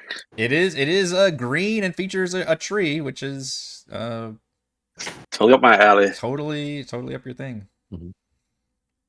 I do ask Becklin if she's had any time to contemplate what the danger was that the elf had spoken of last night. Yeah. She does look a little concerned about that. It says this we don't put much stock into omens of this nature, Elyas. I'd rather things that I can see directly and deal with is how I'd prefer.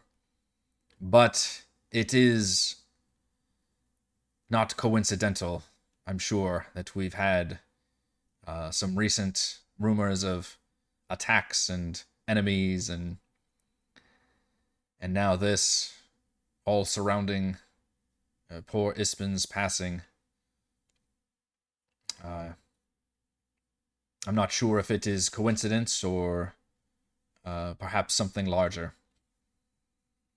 But certainly I agree with the mayor in taking a more serious look at our militia and making sure that we are properly prepared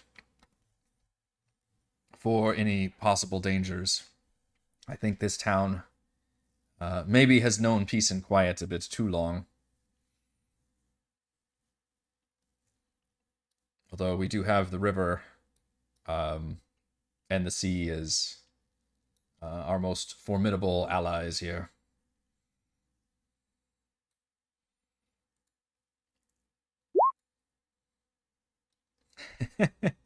Possibly. Yes, I don't know how you plug in the +1 shield, but that is I grabbed it and dragged it. sweet. Because I think, yeah, on here it And, just shows and renamed it Mighty Green Shield. excellent. It just shows up as a +1 shield here. It does not require attunement, so pretty solid there. Didn't even have to do anything. Get a magic item in the first session. Maybe I'll learn my lesson and not give it away. That was a different character. Different character. All new character here. This is you're never gonna part with this. That was rye. This is pie. That's right. I just now realized that. Holy shit. I was this much into the campaign before I realized. Wow. I went through a whole bunch of letters. I was like, no, no, no, no. I was like, ooh, I could do pie. That'd be fantastic. That is fantastic. All right. If you are done with Becklin, then and she mentioned the fact that she'll the whole town basically turns out, but most of them are just spectators that watch. A few of them actually join in, and she mentioned the fact that she'll just be spectating the battle. So you all can go with Darrett to the village circle. I'm using Darrett now as your whole party, basically. The village circle beckons with sounds of laughter and music. Colorful banners and paper decorations shaped like kingfishers adorn the area, alongside temporary stalls selling crafts and food. On stage, several local musicians are winding down a lively tune as Mayor Raven takes the stage. So welcome, my fellow citizens, to the Kingfisher Festival. A cheer ripples through the crowd as the mayor continues. Today is a day of celebration, but also of remembrance. We are thankful for the courage of the heroes who came before us, and we honor those who defend us today. Enjoy the festivities, and I look forward to seeing our brave militia take on a real mercenary group later today. Everybody gives claps and things. There was another handout for the Kingfisher Festival. Lots of fun handouts for the first session. So there's the village square with the musicians. I love that our bards have all these like freaking chances for musical interactions. And the main thing that you can do more shopping. There's always shopping around. There's probably a lot of cute little like trinkets that you can purchase. Just whatever fun little temporary, all these temporary stalls have set up. So whatever little homemade crafts that people have made to like celebrate it. There's a lot of interesting food, and of course everybody similar to how Elyas did earlier is giving you the business cards, with everything that you purchase. If you've gone to any of these kind of I've been to a couple the like Halloween associated events where you go and you bring your kids, and the people have stalls and stuff, and they give you like free stuff, but every time they always give you the business card to, it's always a marketing thing, which more power to them. So On the you get a back of bunch of my free card, stuff. Do it. It lists all the things that I do on the back of the card, and on the Yes. very last line it says Services. and shit. And shit. I like it. You would know that the main event, and Elyas, you can certainly tell them this if any players or if any characters among the party are interested in fishing, because this is a fishing village, and the main event is a fishing competition. In fact, you can see the wharf is bristling with activity as several fishers, some veterans, and some clearly amateurs, are eagerly casting lines into the river. The mayor herself, who has gone from doing that big announcement to everybody and then kind of doing the rounds around the village circle, has now made it down to the wharf. And any of you, again, can choose to go to the wharf or can choose to hang around the village circle. And the mayor herself is among them, and she will definitely wave over anybody who wants to join in the fishing competition.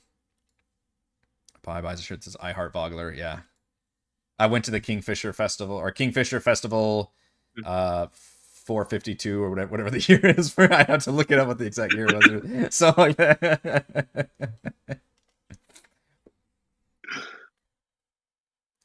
I went to the festival and all I got was a stupid t-shirt. I'll go fish. Yeah, Same here. Okay. Absolutely. You don't have to do it. I'm just saying it's an option. It's a thing. You can see that an old man with wading boots and a fishing hat is kind of clapping his hands, and you would Elyas know this as the wharf master Umpton Lanth, who's a very ornery but still lovable officer of the wharf, basically the port area.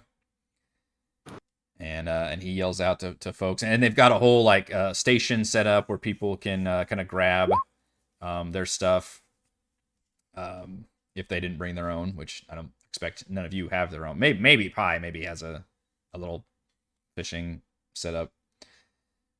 And he says, all right, you each get 3 catches to reel your biggest fish. Whoever gets the longest catches is the winner. My record stood for 3 years straight, and none of you looks like you're getting close. But watch out for old Benabog. That man-sized fish will drag you down to the river with him. Ha ha ha!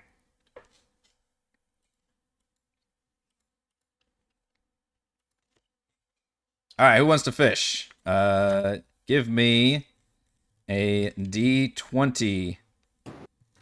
1d20 roll.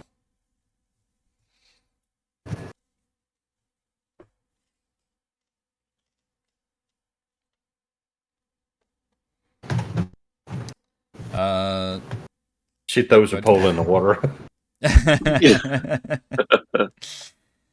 Kazra with a 2, 10 minutes go by and you don't catch a damn thing. You might have forgotten your bait or whatever it is, but you are the passion is there, but clearly you've got nothing on your line.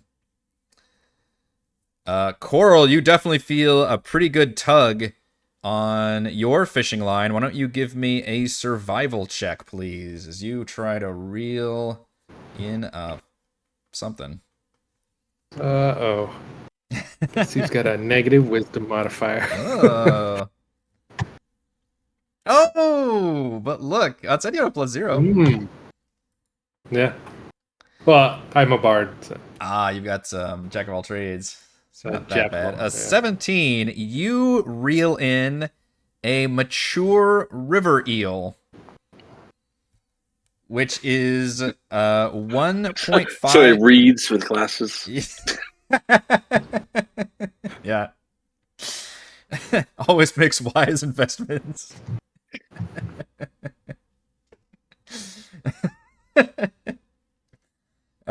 Tells you the best way to get to work. The mature river eel is 1.5 feet long. That's the pertinent information here. Basically, you reel it in, and somebody eagerly comes over and like measures it with a length, and they like jot it down in your section. So put down 1.5. That's how it's done, kids. Yeah. Pi, you also feel a tug on your line. Give me a survival check.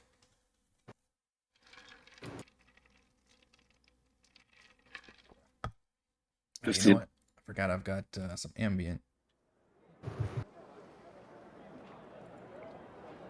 Okay, 15. You are very skilled at pulling up a tiny river eel. This one is only 1 foot long. Sounds fitting. Yeah.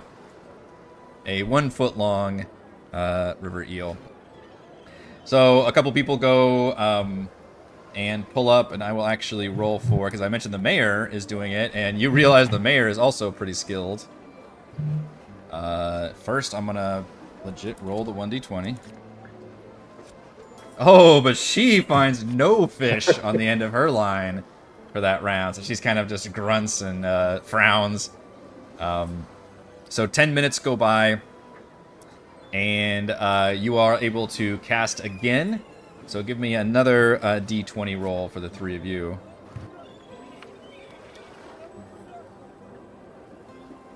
Ooh, how exciting. All right, Kazra, this time you realize you've got the right end in the water, You've got some bait on there.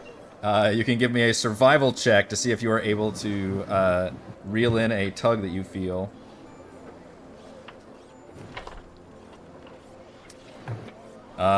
With a 6, you get really excited that you think you caught something, but you feel a sudden snap and a jerk, and whenever you pull it up, you see nothing on the end of your line. But it's still progress in what you did. At least you felt something that time. Pie, you feel a monster on the end of your line. Just all of a sudden threatens to just absolutely drag you out into the river to where everybody suddenly looks over at you. I don't know if you want to respond out loud, but everybody looks at you with how much like sudden force is on the end of your line. I'm afraid I got Ispen. Oh no. You see that old the old fisher guy say like, oh gods, he's got old Benabog on the line. I just know it. Hold on, lad. Hold on for all you've got. I'm gonna need a Can I give him a bardic? Go ahead. Can I give him a bardic inspiration? Sure. You notice. Come on, reel him in, son. Yep. While you're fishing right next to him. Yep. Bardic It's a inspiration. D6. Gain a bardic inspiration dice. All right. So Pie, Yeah. I need a survival check. 29. Holy shit. Almost a nat 20 on the survival check. This is an epic moment. Like, just, you've got the green shield strapped to your back, you've got your line in there. Like, it is pulling you up to where you probably, like, have to hop up onto, like, the railing or something. Or maybe you lock your feet in, to the railing, and you could feel the whole thing just threatening to drag you over, but you find the strength and the inspiration from the events that transpired, and you pull back with all your might, and a mighty just gasp and swell builds up as you fucking somehow pull up and reel this gigantic monster carp that is bigger than Kazra. Just absolute, like, it's a Free Willy moment when this thing comes up and over. And you hear the old man just scream, "It's Benabog, oh God!" Brace yourself! You got him! The monster of Vanguard River! And everybody just going crazy, like cheering and absolutely losing their minds. This fish is 8 feet long.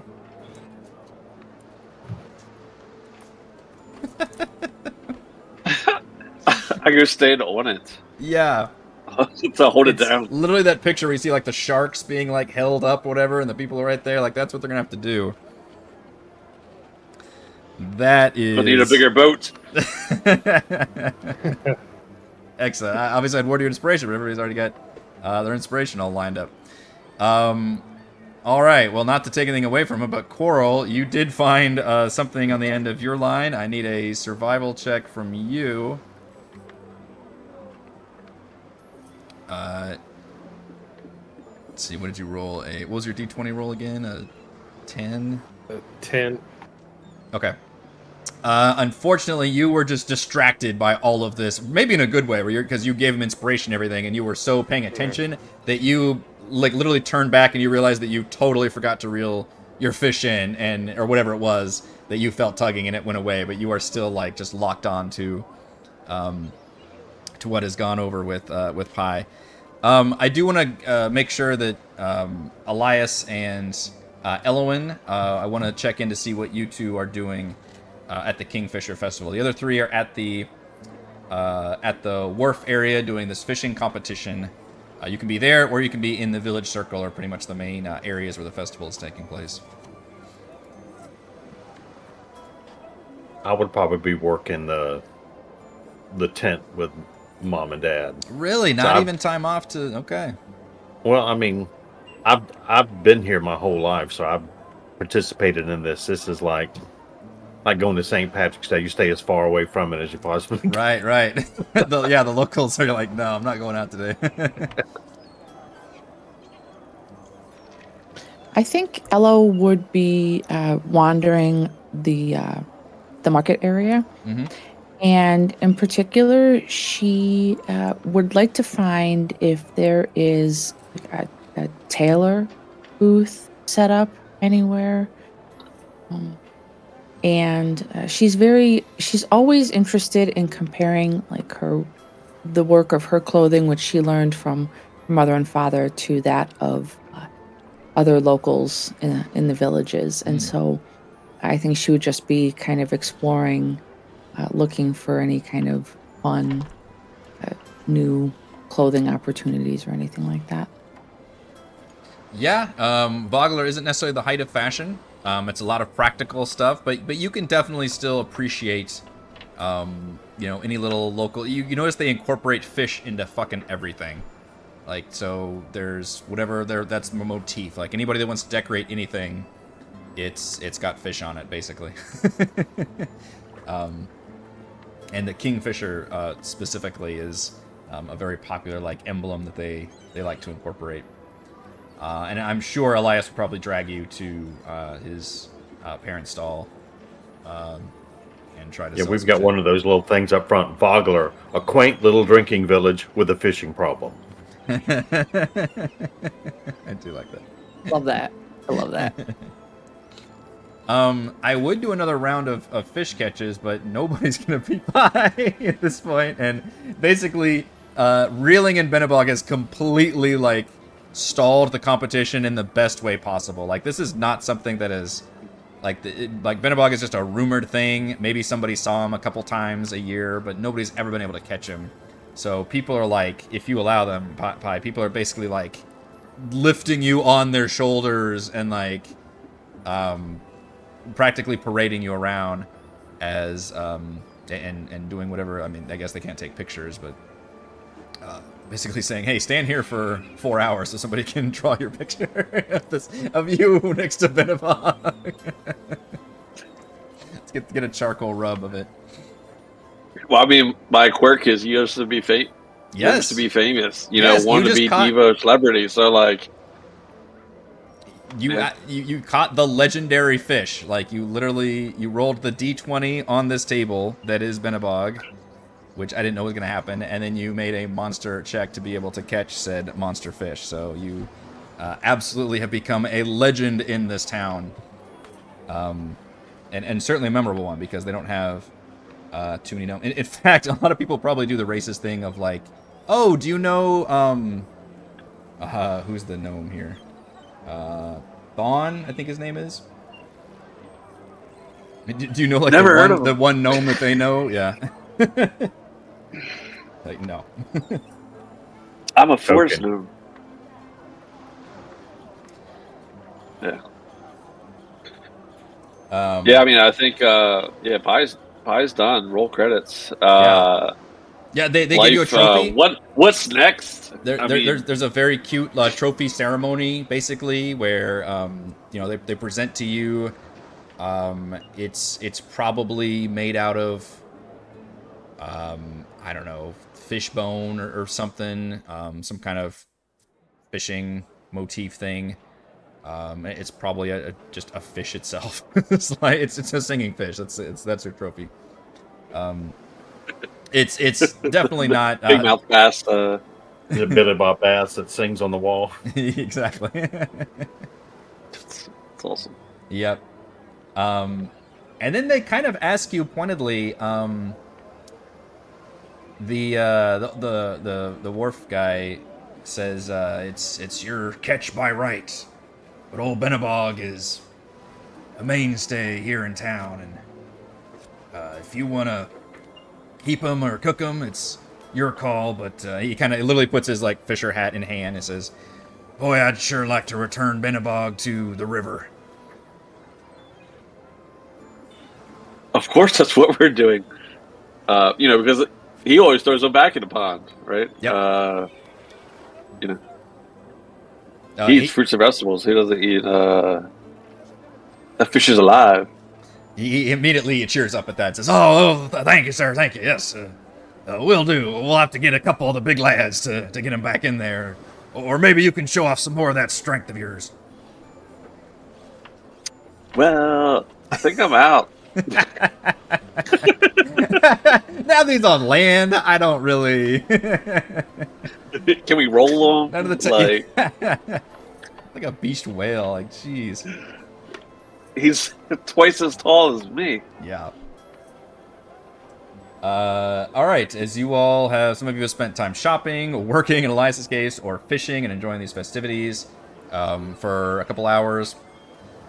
Now the mayor leaves and has started to rally the militia forces. So people are joining in, or maybe they've always worn it. Maybe they're just cosplaying as their their Civil War uniform all day, or maybe they go back and grab their outfit and come back to the square.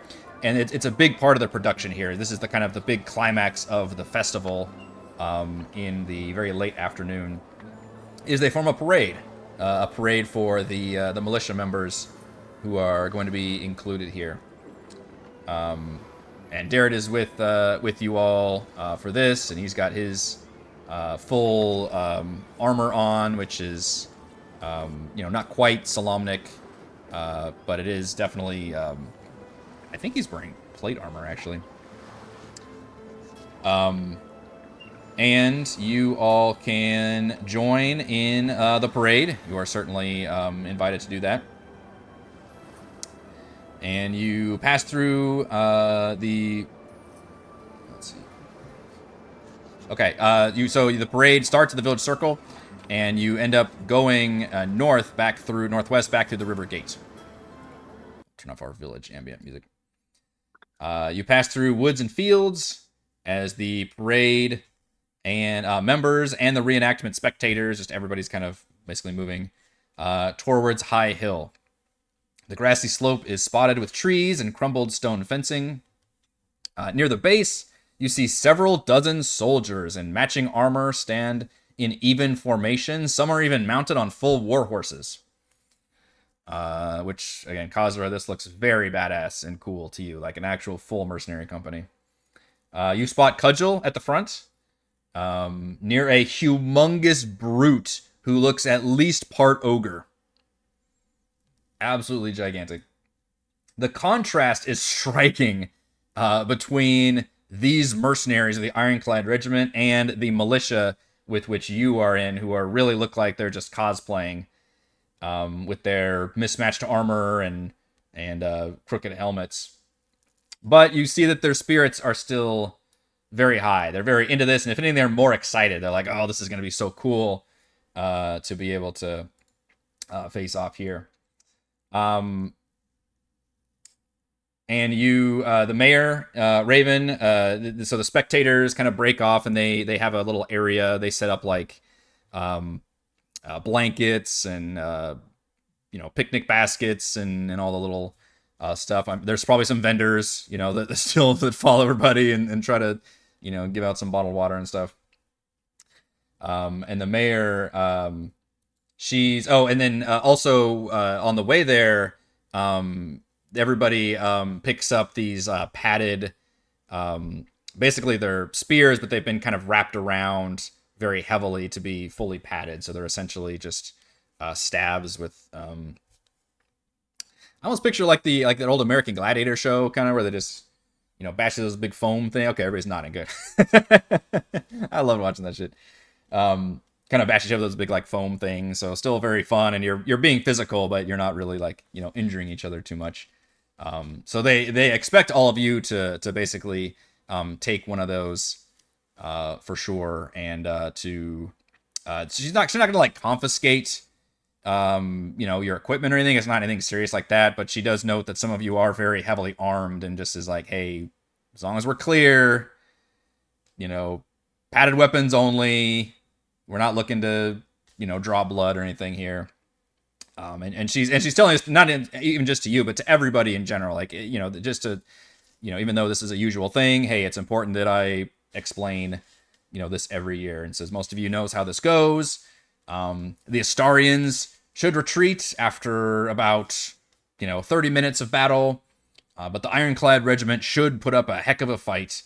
And she says, let's show them what kingfishers are made of. And you see a cheer of excitement kind of ripple through the crowd.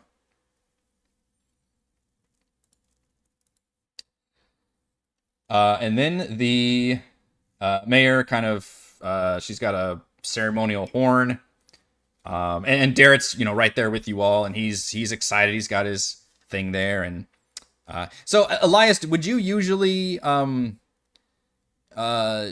participate directly into this, or would you usually spectate?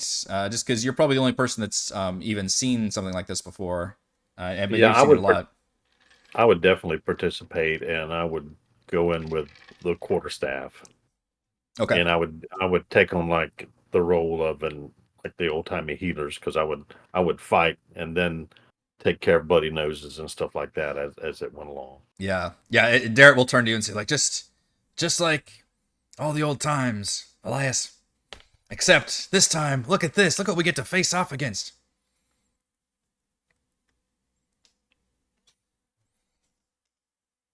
Kind of exciting, isn't it?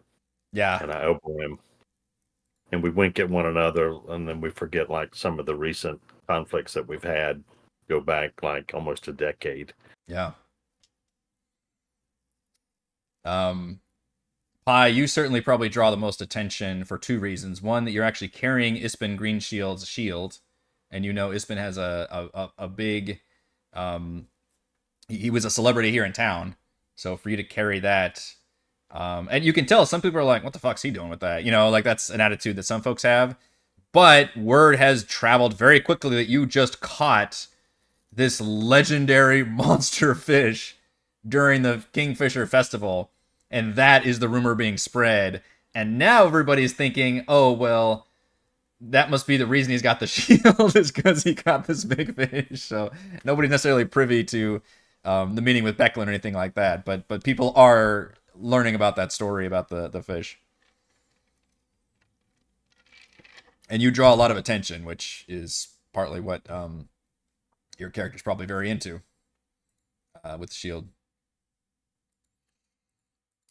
Korl, I don't know if you've ever been in a situation like this. I know you've probably talked about being in a situation like this. And in fact, with your stories, I'm sure this will be a real battle. Yeah. The mayor blows the horn, and that's the signal to charge. So both sides, again, there's a cheer that erupts. And again, some of you can just absolutely lead the charge. Others can kind of just whatever, walk along and be like, hey. But it sounds like most of you are pretty enthusiastic and into it, from what I can tell. And then you all get charged close, and you close in within pretty close to both forces. And it's around that time that you see the weapons of many of these mercenary soldiers are not padded or blunted, but real steel. They appear to be wielding real weapons. And the merry boasting and laughter that was, all through the crowd is dramatically silenced and replaced by shocked screams and sprays of blood. A cry rings out, and you see that giant half-ogre bury an axe into Cudgel's back. Within moments, armed mercenaries attack unprepared villagers fighting for their lives, and High Hill is the site of a real battle once more. And I think that's where we're going to end our very first session. As we begin what is going to be our very first combat. Thank you to CT, Dory, Genocider, Jared, and Morgan for playing.